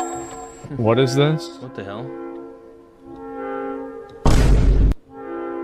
What is this, an old land cafe in Russia? Oh, land cafe in Russia? That's crazy. It probably is, right? Oh yeah, this is definitely Russia. Back in 2005. Dude, I miss the, you know, I'm not going to lie. There are times that I do yearn for the old days. Computers back then were not obviously super duper fast. But damn, they were good enough. You could still play some cool games, play some fun ones. Oh, that's amazing. I think things are better though. There's definitely a lot more medical advancements and stuff. Obviously, as much as I yearn for the, I really just kind of yearn for the old technology and the feeling that the older technology brought me. I think that's what's great. Jesus. Wow. This is like 2005. What is this? What is this, an old land cafe in Russia? It probably is, right? Oh yeah, this is definitely Russia. That's awesome, man. That's fucking cool.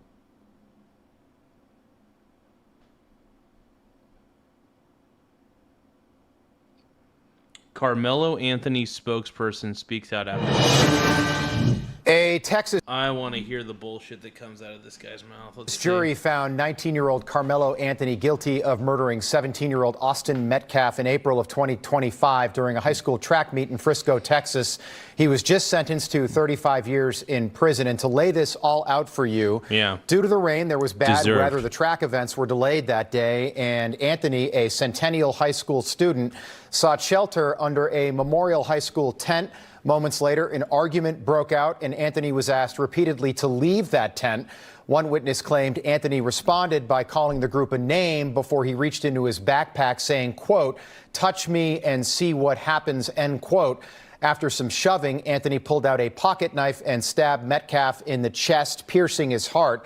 Prosecutors argued that the killing was a provoked and unjustified murder. They called 21 witnesses. The defense argued it was self-defense. Karmelo Anthony did not testify in his own defense. Immediately after the jury's decision, protesters gathered outside claiming this was the latest example of Black lives not mattering. But what this process did is shown that Black lives do not matter in Collin County. This trial showed. That's so dumb. We know that he's guilty.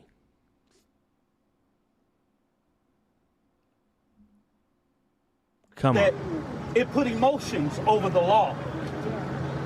After Trayvon Martin and so many countless names, it has shown us that Black life is not safe in Collin County. Minister Dominique Alexander is the man that you just heard from in that video. He is a spokesman for the Anthony family. Minister, it's nice to have you on. You keep saying that Black lives don't matter, but no Black lives were lost here. A 17-year-old white person was killed. So what are you talking about? Yeah, this guy, I am so curious to see the garbage that comes out of this guy's mouth. What I'm talking about is 35 years. Karmelo Anthony was sentenced to 35 years. Yet at the end of the day, Black America repeatedly is told that self-defense is a part of the law. That a knife under 5 inches is legal in the state of Texas. I'm sorry, this is not a self-defense case. He basically allegedly called them all a bunch of pussies and said just shit. Like, he was provoking all of it.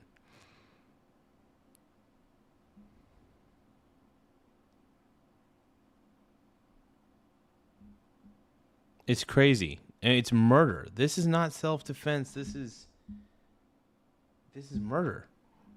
That's all there is to it. That's not self-defense. that stand your ground is legal here in the state of Texas. But when a black person try to use those same basic rights and laws, then we're not afforded those things. We're doing those things unjustifiably. Well, that's not what a jury found today. Can you tell me, I know you know Karmelo Anthony well, why did he bring a knife to a track meet? I can't comment on that. You should be able to. I can't speak for Karmelo Anthony, but I can tell you that the state of Texas made it legal. So at the end of the day, if a person got a problem with it, they might need to call Governor Greg Abbott and tell him, why does this state have open carry laws? Why does it have brass knuckles and etc. Right? Stabbing somebody in the heart, though, sir, is definitely... That's still murder. Murder is murder.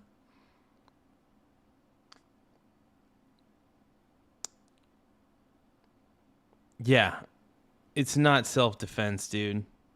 The whole free Karmelo thing is so ridiculous.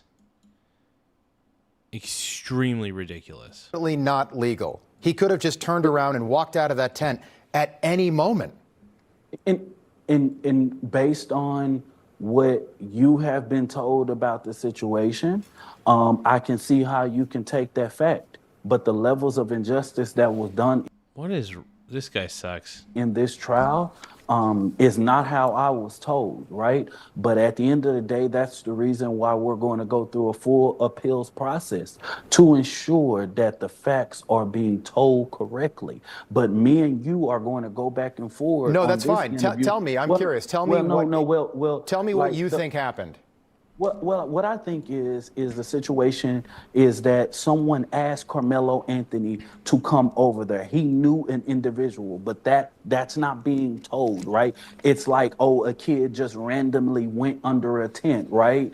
And he just sitting there. No one knows who he is. That's not the case, right? We know that Karmelo Anthony knew an individual. He knew a coach. He spoke about it. We also know that Frisco ISD should have counseled that. This wasn't just raining. We were under a tornado watch that day, right? And this should have been something that was actually... Wait, you're telling me that because somebody invited him to that tent and there might have been a tornado warning, which happened all the time in Texas, that he was warranted in stabbing a 17-year-old kid in the chest, in the heart, and killing him? That's not the case. But what you cannot do is put your hands on someone... Well, you just told me that was the case. No, is that the case? Because I want to know what the case is. I seriously do. You asked me the first time, why was... I got to see what the comment section says here. The minister got that low IQ.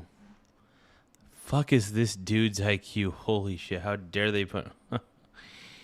Yeah.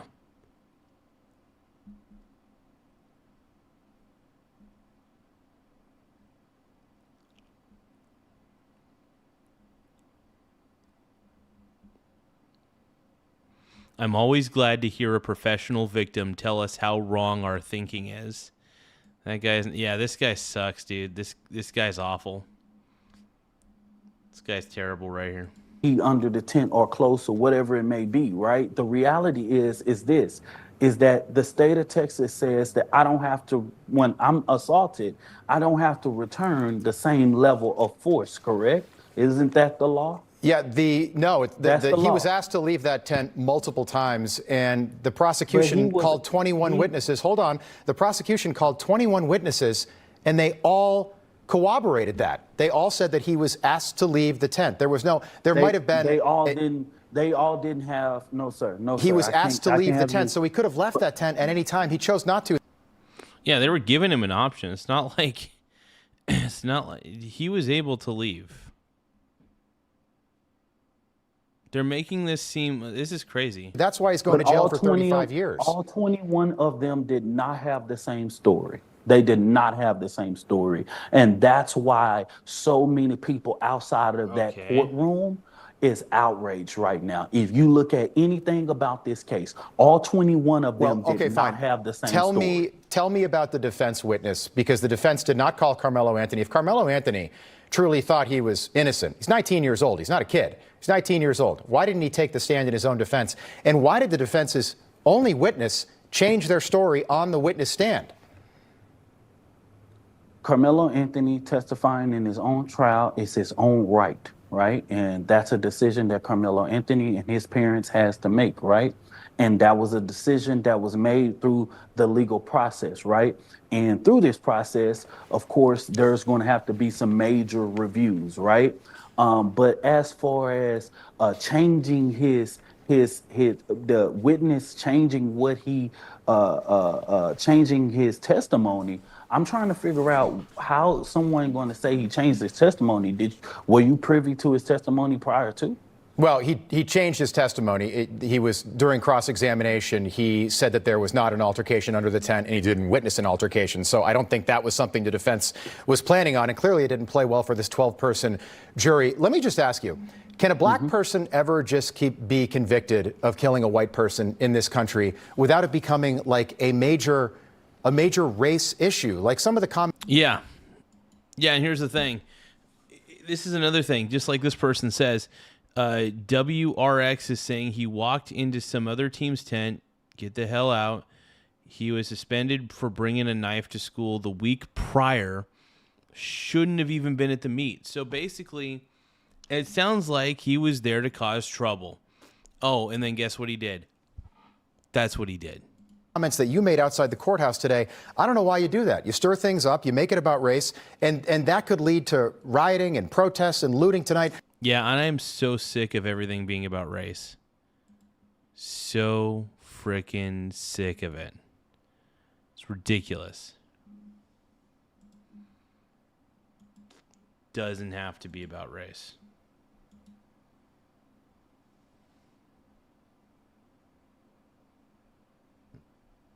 Oh, you got 1 minute left to send a gift, you guys. 1 minute. If you guys can, please tap the gift button in the lower right-hand corner of the screen. It does help the channel in more ways than one. So I appreciate it.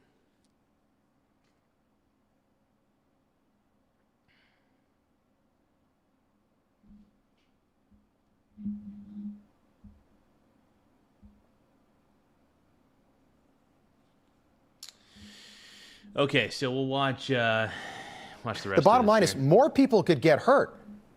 More people could get hurt. I'm glad that you will say that, why do we have to bring race in the situation? The reality is.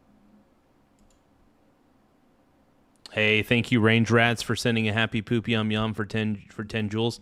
If you guys can, tap the gift button. It really does help the channel in a lot of ways. The more gifts we get, the better. So any gifts you guys want to send, we're always super appreciative. So, yep, tap that gift button in the lower right-hand corner. Send any gift you see fit. Happy Poop Yum Yums are my favorite gift, and I will do the Happy Poop song if we get Happy Poop gifts. So anytime we get Happy Poop Yum Yums, I will sing the Happy Poop gift song. I will. The Happy Poop is my favorite gift. You're going to see a grown man sing the Happy Poop Yum Yum song. All we need is a bunch of Happy Poop Yum Yums. Tap the gift button, send a Happy Poop. I'm a happy man. Is that if you know about this I didn't case, say we, I said you. No, hold on, Why do you? Why do you, Dominic? Not. Oh, shit. Laugh out loud. LeBron Curry 3222 sent a Happy Poop gift. Thank you so much, LeBron. Mucho apreciado. If you guys want to send, if you guys want to send a Happy Poop gift, like I said, Happy Poop is my favorite gift. I want Happy Poop Yum Yum. Happy Poop Yum Yum. Tap the gift button in the lower right-hand corner. Happy Poop Yum Yum. Happy Poop Yum Yum. Happy Poop, Happy Poop, Happy Poop Yum Yum. Laugh out loud. Lord Naraku just sent a 6-7. Thank you so much, Lord Naraku. Mucho apreciado, but Happy Poop Yum Yum. Happy Poop Yum Yum. Happy poop, happy poop, happy poop, yum yum. Thank you, Laugh Texas out loud. Jane, for sending. Hey, if you guys keep sending happy poops, I'm gonna keep singing the song. I'm gonna more happy poops. Happy poop, yum yum. Happy poop, yum yum. Happy poop, happy poop, happy poop, yum yum. Laugh Lord out loud. Who just sent a gift. Thank you so much for sending the Uncle Alert. Thank you guys. Any gifts that you guys want to send me, it really does help the channel grow. LeBron Curry just sent another Happy Poop. Happy Poop, yum yum. Happy Laugh out poop, loud. Yum yum. Tap the gift button in the lower right-hand corner. Thank you, Lord Naraku, for sending an unk alert. 440 joules, OMG, OMG, EE. Tap the gift button in the lower Laugh out right-hand loud. corner. If you want, you can send a happy poop to me. Happy poop, yum yum. Happy poop, yum yum. Happy poop, happy poop, happy poop, yum yum. Happy poop, yum yum. Happy poop, Laugh out yum, loud. Yum. Happy poop, happy poop, happy poop, yum yum. Happy poop, yum yum. Happy poop, yum yum. Happy poop, happy poop, happy poop, yum yum. Hey, thank you for sending the GG keys, everybody. Laugh out Ragnar loud. just sent the GG keys. Thank you for sending that for 800 joules. Mucho apreciado. If you guys do want to send gifts, it really does help the channel grow in more ways than one. Tap the gift button in the lower right-hand corner. It really, really helps us out. So, happy poop, yum yum. If you guys send me happy poop as well, that's one of my favorite gifts. Happy poop happens to be my favorite gift. Tap the gift button, like I said, in the lower right-hand corner, and I will be the happiest man you'll ever see. Whatever gifts you guys want to send, I'm always happy. But happy poop yum yums are my favorite. So I'm going to say it again. Happy poop yum yum. By the way, thank you for those GG keys, by the way. Everybody give a shout out to Ragnar Lothbrocco. You are the man now, dog. Thank you, my brony brother. But yeah, if you guys can, though, tap the gift button in the lower right-hand corner. The more gifts we get, the better. It really does help the channel grow. Happy poop is my favorite gift of all time. So happy poop, yum yum. Happy poop, yum yum. Happy poop, happy poop, happy poop, yum yum. Happy poop, yum yum. Happy poop, yum yum. Happy poop, happy poop, happy poop, yum yum. Yum yum. Thank you so much for the happy poop yum yums, though. I appreciate it, you guys. The more gifts we get, the better. So let's keep going. Not the black race. No, you. no. Let me make this very clear. As the president of the largest human and civil rights organization in North Texas, what I witnessed on April 3rd was white people going on posts in social media calling Karmelo Anthony a thug, not a 4.0 GPA, not a person that Well, was he's a pending 62 convicted murderer scholarships. tonight, Hold on, so let me he's finish. a thug. Let me finish. He's a thug. He's not a hero. When you He's not a sit here and say hero. a black man is bringing race, his race shouldn't have never been a factor. He shouldn't have never. I mean, this is crazy, dude. Anybody who's defending Karmelo Anthony at this point is terrible. Yeah, if you guys think that Karmelo Anthony is guilty,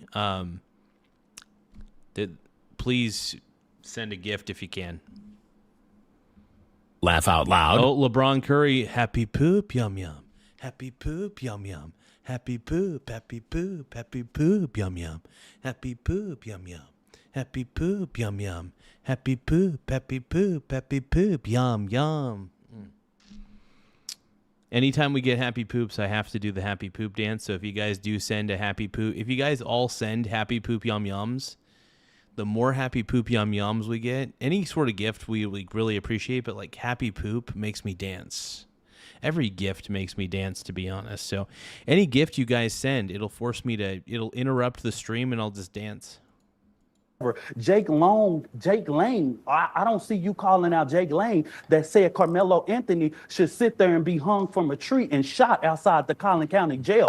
I never brought race into this situation. We had to. I didn't bring race into the situation either. You brought race into this when you made those comments that we played at the beginning of the segment, making. Oh yeah, this guy's bringing race into the situation. It's true. It's true. We're trying to get to the bottom of this, dude.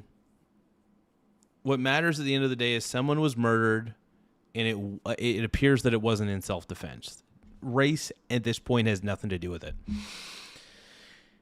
What really matters is who murdered who, and was it actually self-defense? I don't think it was.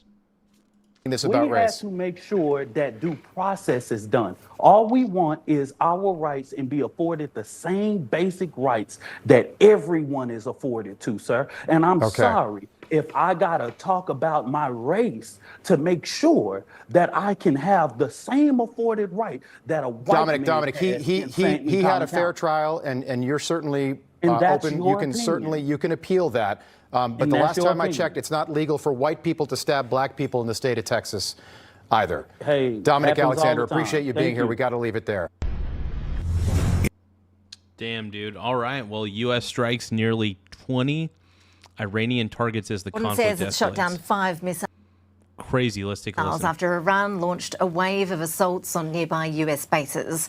The attack followed a fresh round of airstrikes by US forces on targets in Iran. Let's bring in our correspondent, Stash Butler, who has the very latest. Stash, do we know what sort of damage these attacks have done? Well, Ash, the word so far from both sides is precisely none. Now, we know that Iran's Revolutionary Guard said they had targeted the Al-Azraq base in Jordan. That was targeted with long-range missiles, according to the Revolutionary Guard. They also targeted the Ali Al-Salem base in Kuwait with drones and the US Fifth Fleet in Bahrain with drones as well. Both of those countries, Kuwait and Bahrain, also reporting that their missile or air defenses had been engaged in response to these attacks. A US official speaking to Reuters news agency says that there are no reports of casualties or damage from those strikes. Now, all this began with the recent downing of an Apache helicopter over US Apache helicopter, I should say, over the Strait of Hormuz. Now, a US official has told agencies that was done by an Iranian attack drone. Both the crew of that helicopter were later rescued. Donald Trump then vowed retaliation, which was the prompt for a range of strikes. A US official speaking to Reuters news agency said just nearly 20 targets were struck. Iran reported several strikes in southern Iran. No report, I should say, though, of casualties or injuries in that area. Now, all of this is putting under further strain the ceasefire that has been agreed by the U.S. and Iran. Look, I don't think the ceasefire is going to last. I think the ceasefire screwed. I think Iran has violated the ceasefire more times than not. And at the end of the day, I just don't really trust Iran. I don't. I do not trust Iran. Period. End of story. I don't know why anybody should. Why do you guys... You guys are crazy. If you guys are defending Iran at this point, if you're defending the Iranian regime, I think you need to question your sanity. If you're defending the Iranian regime, question your sanity, okay? Question it. Also, if you can, tap the gift button in the lower right-hand corner. Tap that gift button. Yeah. Send me by the way, if you guys think that my stream is garbage, send me a happy poop. Tap the gift button. Tap happy poop. If you think that my stream is terrible, send me a happy poop gift. It makes me happy, and I'm okay with my stream being crappy as long as I get happy poop gifts. I live, maybe not live, but I dream about the happy poop gifts. Is that weird? Maybe, but I think about them all the time. So tap the gift button in the lower right-hand corner, and please, I hope I get a happy poop. That's all I wanted, dude. Iran stretching back to April as both sides try to hammer out a deal. Now, the US and US President Donald Trump has repeatedly said that a deal is on the horizon. He's adamant that it can be done. But nonetheless, this kind of exchange of fire off the back of a round of exchanges of fire between Iran and Israel just puts the possibility of that deal under, further danger, Ash. Stash Butler with the latest there. Thank you for the update.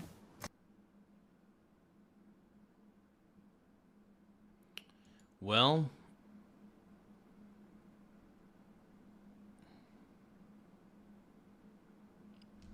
I'm sorry, man. I think Iran really shot themselves in the foot for shooting down an Apache helicopter.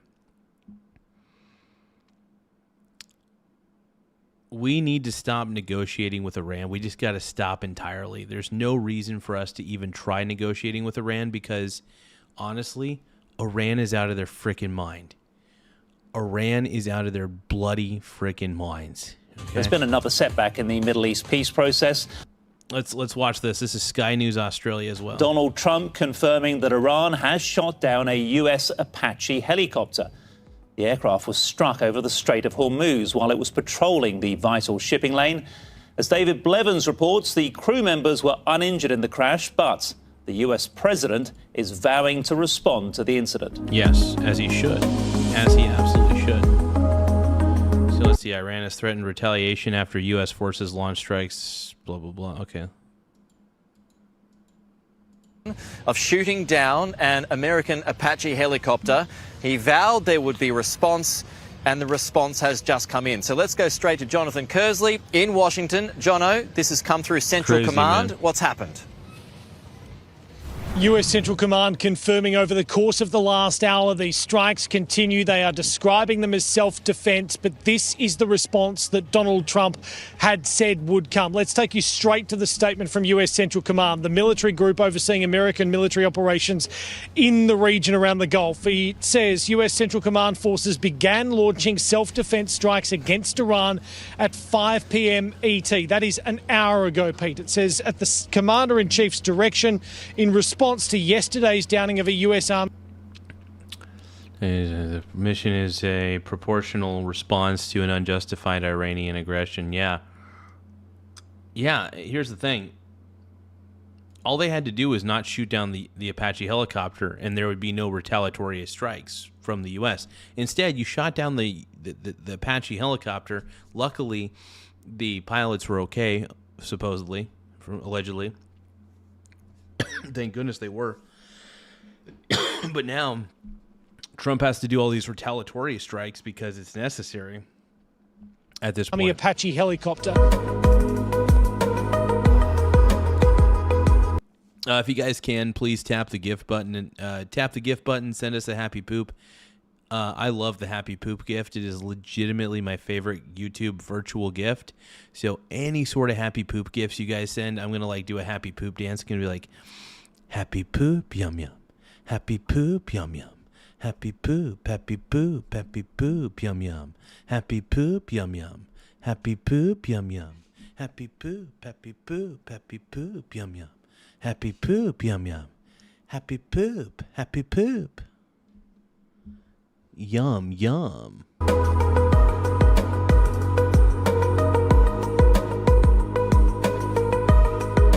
But yeah, happy poop is my favorite gift. It is the virtual gift representation of this channel.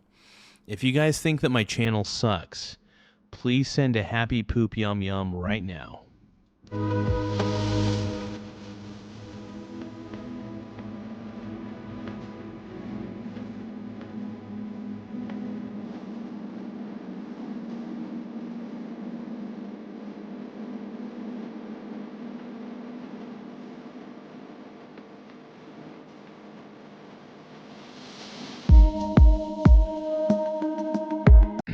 Well, I'm kind of done watching this.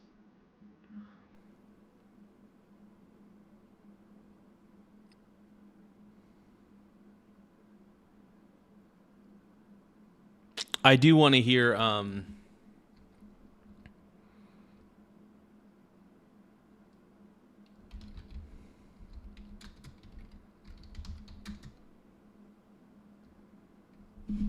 what was it?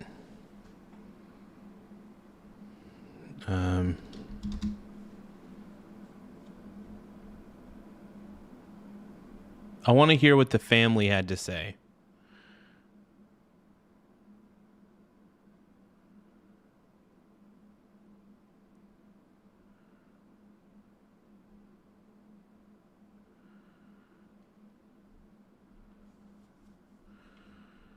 Hold on. Yeah, I guess we'll have to... The victims' families speak after the sentencing. Here we go. All right. Everybody ready? Yes, sir. Yes, sir. All right. Good evening. I'm Greg Willis, Collin County District Attorney. Today, justice was served. A year ago, when this senseless murder unfolded, I said that it had struck a deep nerve in Collin County and far beyond. I asked our community to ignore all the noise and instead be level-headed and patient as the process worked. And today... Absolutely, and the process did work today. Process absolutely worked today. He deserved to be guilty because he basically stabbed someone.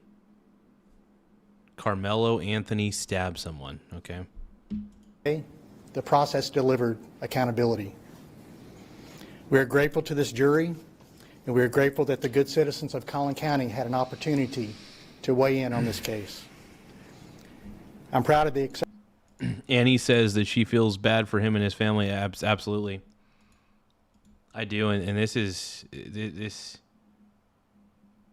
was, I guess, his twin brother, the victim's twin brother, the one who was murdered by Karmelo Anthony. This is crazy, man. Exceptional work of Bill Werski and our team of prosecutors, DA investigators, and victim advocates, and all the good and outstanding men and women of the Collin County District Attorney's Office. We thank all the parents and their brave kids who did the right thing. Despite the trauma of witnessing the senseless murder at a school track meet, they cooperated fully and testified truthfully. Their courage was essential to securing justice in this case. I'm especially honored to be joined here today by Jeff and Megan Metcalf and their son Hunter. Their strength and grace through this has been Their strength and grace throughout this unimaginable journey has been inspiring. They won't be taking questions at this time, but their presence here speaks volumes about their commitment to seeking justice for Austin. Yeah. And justice has been served. Justice has been served. I want to thank Judge Rhodes for presiding over this trial with fairness and efficiency. I want to thank Frisco PD for their investigation. I want to thank the Collin County Sheriff's Office led by Sheriff Skinner for providing the security for the courthouse. I want to thank all law enforcement throughout the county for making this a safe trial for everyone. This verdict sends a clear message. Violence like this won't be tolerated in our Collin County community, and we remain committed to protecting our schools and standing with victims and their families. Thank you.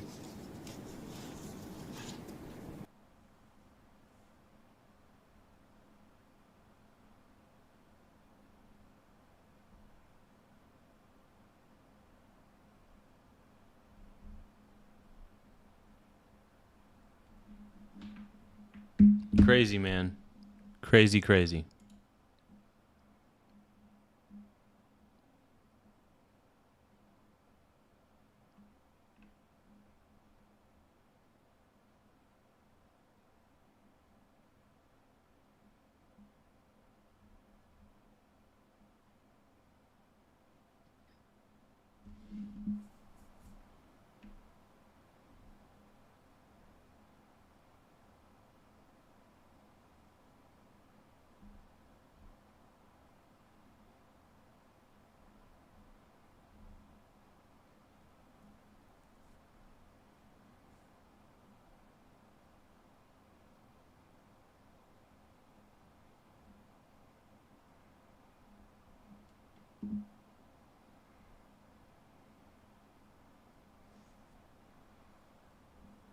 Whoa.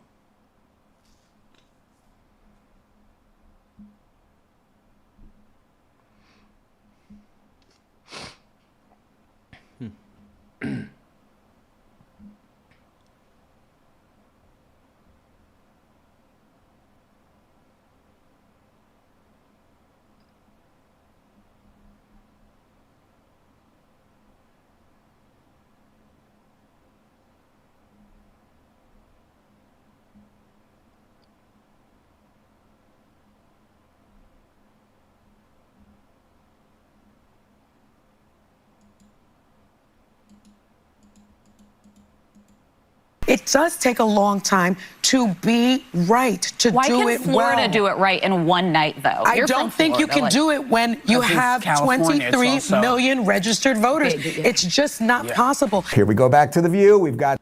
Oh, my God. We're going to watch The View real quick.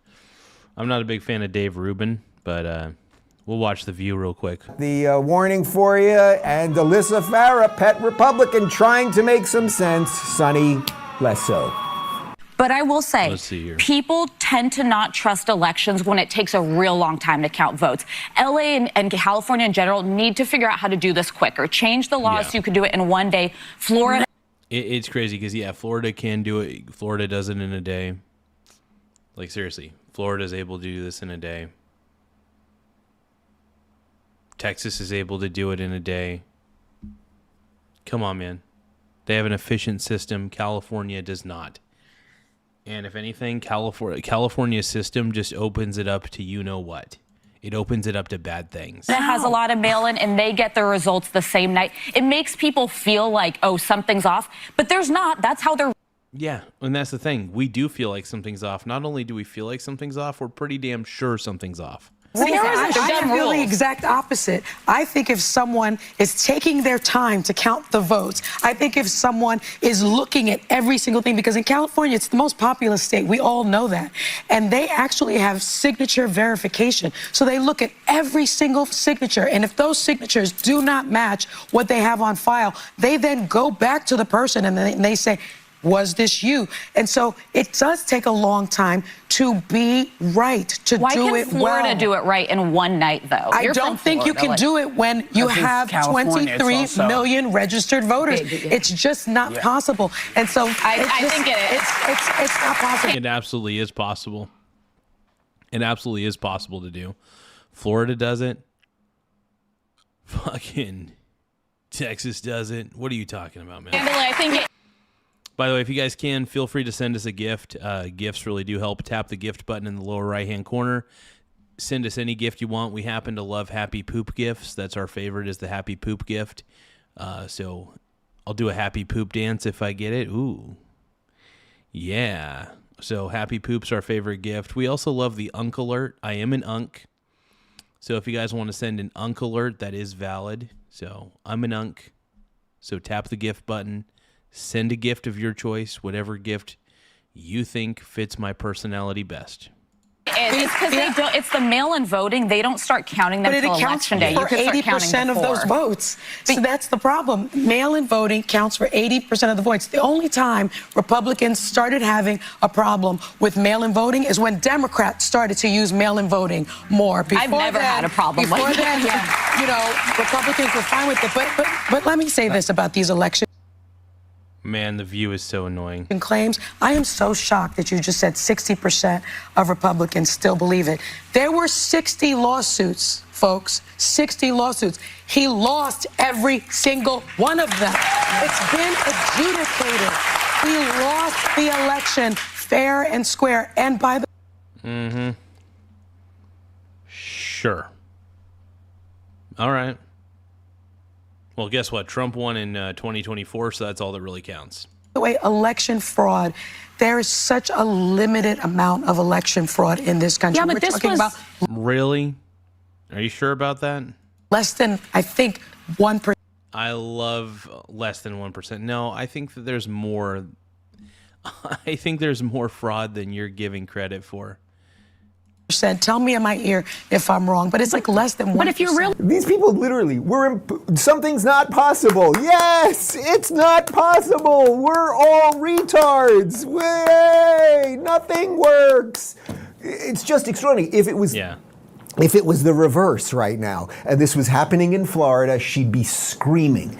We just checked. Do you know that how many people live in Florida? 21% of Floridians are senior citizens, right? The old joke used to be you move down to Florida to die. Now it's like you move down to Florida to live. So the demographics are changing here. Florida's become the nightlife state. It's crazy. California's becoming the place to avoid. But Florida has 23.5 million people, and a fifth of them, 21%, are senior citizens. I've been making the argument, if you want to say that there should be mail-in ballots, like there are reasons, right? Senior citizens, people who are in wheelchairs, who are otherwise infirmed, who are sick, who whatever it might be, particularly when it comes to older people who do vote a lot, having them do mail-in ballots and making sure it's secure, I think there's something legit there. So how is it that we still, despite a fifth of our population being senior citizens, we still are able to get it done that night? The fact that Sunny is even pushing back on that, and even the slightest, and her argument is it's big so we can't do it. Oh my God, we can't do it. It's great. It's so mind-numbing with these people. Oh yeah, no, the liberal media just pisses me off to high heaven. I mean, I believe The View is an example of toxic liberal media. I know there's going to be people who get mad at me for saying that, but I believe that's the truth. Well, and of course, as you know, they would just take the reverse position if it was the other way around. I wouldn't be, whether it was Florida. I think it needs to be either done in a day or the day after Election Day. It shouldn't. I think when it takes too long, I think that opens it up for. I think it opens it up for fraud, allegedly. Yeah, I love how basically the liberals are trying to gaslight us into believing that, oh, there's no such thing as voter fraud. Well, yeah, of course, because you guys, nobody investigates it. Nobody investigates the actual stuff that's going on. Whether it was a deep red state or a bananas blue state, I would want elections solved that night. You do all of the things, whether you get the win you want. And I think that when the Department of Justice does their investigation of California's voter rolls, I'm going to be very curious to see what their voter rolls look like. I'm pretty sure it's my opinion. My prediction's not a good one. I'm not going to tell you guys what my prediction is, but I'm pretty sure that you guys know exactly what I'm saying. Hey, is that the Ernie Johnson? Dude, Ernie Johnson from TNT? From who? The EJ, dude. Oh my God, it's Ernie Johnson. I love it. It's Ernie. I wonder if it's like Ernie Johnson's like burner account. I believe most mainstream media is toxic propaganda, but I will admit if I'm going to choose a devil, I'm going to choose Fox News. The party you want, or the candidate you want to at least believe, the very low bar, sort of lowest common denominator thing would be that we want to at least believe the system, believe in the system. And what the Democrats are doing is... I want to believe in the system, I just don't trust it at this point. I just don't know how anybody could. Like, I want to believe in the system, but I don't. They're creating the conditions so that no one will believe in it, and that probably is the best way for them to continue their grift. Hey, if you guys can, don't forget to send a gift. The more gifts we get, the better. It really does help the channel grow. So just tap the gift button. Like I said, it helps the channel. It helps me a lot, the more gifts we get. So if you guys can, please tap the gift button. Send a gift of your choice, whatever gift you think works. We're just very appreciative and very thankful for any gifts that you guys send. And it's just a virtual gift, nothing crazy. You don't have to send one, but man, we would love for you to send a virtual gift. So tap the gift button in the lower right-hand corner. Send me an Unk Alert specifically. Unk Alert is is one of my favorite gifts. We love Unk Alert, the high five gift, and Flow State. Flow State, that makes me feel like I'm in my Zen mode. So if you guys feel like I'm in my flow state, send me the flow state gift. It helps. E.T. says, you are gifted, Garza. Thank you, E.T. I appreciate it. But yeah, if you guys can, please send a gift. Any sort of gift. Multiple gifts if you want. Whatever you guys want to send. We just appreciate it. And your name gets highlighted on the center of the screen. So if you send a gift, your name gets highlighted on the center of the screen right here. Laugh out loud. Like I said, your name, Tony Hype. See, Tony Hype 2593. If you guys want to be like Tony and get your name on the center of the screen, just send a gift. It could be a simple marshmallow. It could be any sort of gift at all. So whatever gift you guys want to send, your name will flash on the center of the screen the moment you send the gift. So tap the gift button in the lower right-hand corner. Send any gift of your choice. And by the way, Tony Hype 2593, thank you for sending the marshmallow high for 100 joules. Mucho apreciado. And it's kind of fun. It interrupts the stream. So anytime you send a gift, it actually interrupts the stream. Which if you want to interrupt the stream, man, Texas Jane, thank you for the high five. Mucho apreciado. But yeah, if you guys want to interrupt the stream, tap the gift button, send a gift, send as many gifts as you want. If you send multiple, it'll just keep interrupting the stream over and over again because your gift gets put in the center. You guys could be like Texas Jane. Her name just popped up on the center for sending a gift. So any gifts that we receive, you get your recognition. Hey, thank you, Tony Hype 2593. I really do appreciate the gift, though. It does help quite a bit. So let's keep going.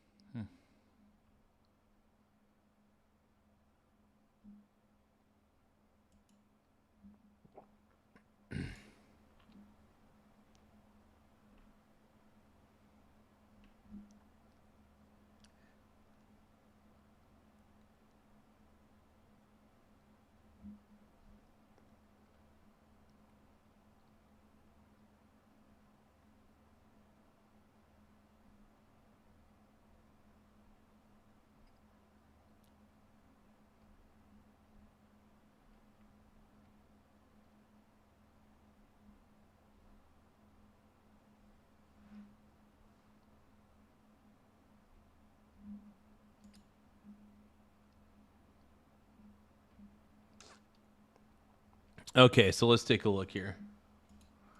Well, I think I might be going to bed here in just a second, but before I go to bed, if you guys can, please tap the gift button. Send any sort of gifts you guys can, small gifts, big gifts, but tap the gifts button, and when you send the gifts, it really does help.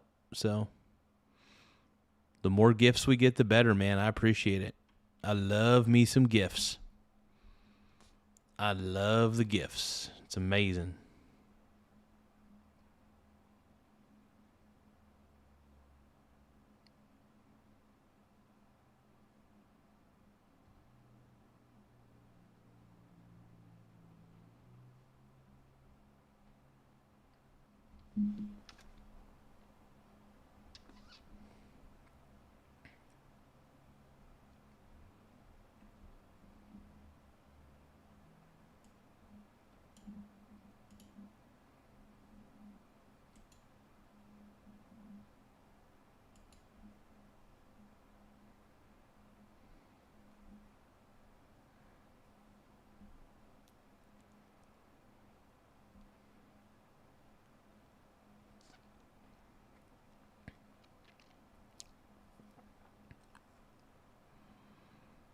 All right.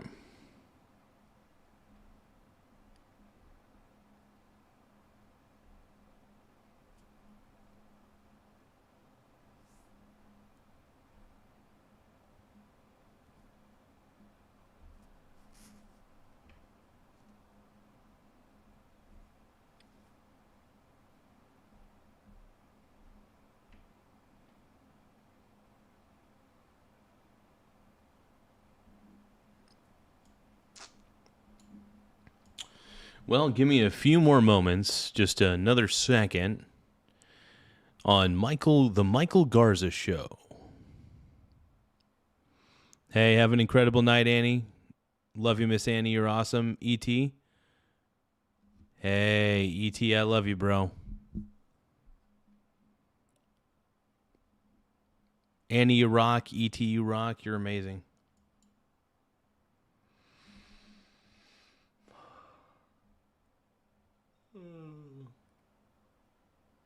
I am a man. I'm sorry. What?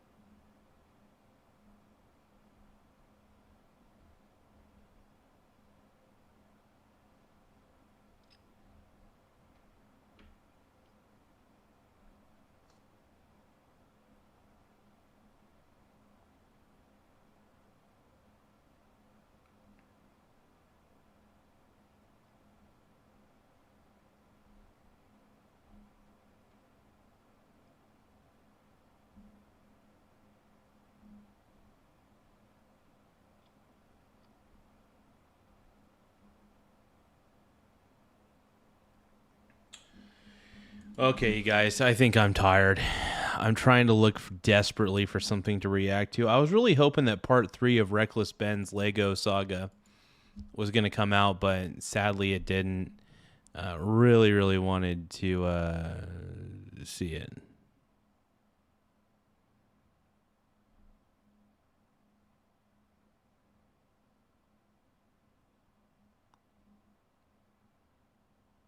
Oh, wait, Greg Gutfeld? Okay. Maybe we'll end the night with a little Gutfeld. I don't know.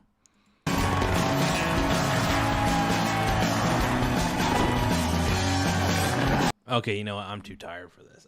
I'm too tired. I gotta take a shower and I gotta go to bed. So I'll catch you guys later. I do want to say thank you for your time and for your patience. You guys are incredible. If you guys want, send a last second gift. Thank you, Texas Jane. Thank you, everybody. Thank you, Annie, E.T., everybody. You guys are amazing. Amazing. Have a good night, Mr. E.T. Have a good night, all. I am tired AF, though. Don't let the bed bugs bite. Got ya. All right, I'll get you guys later.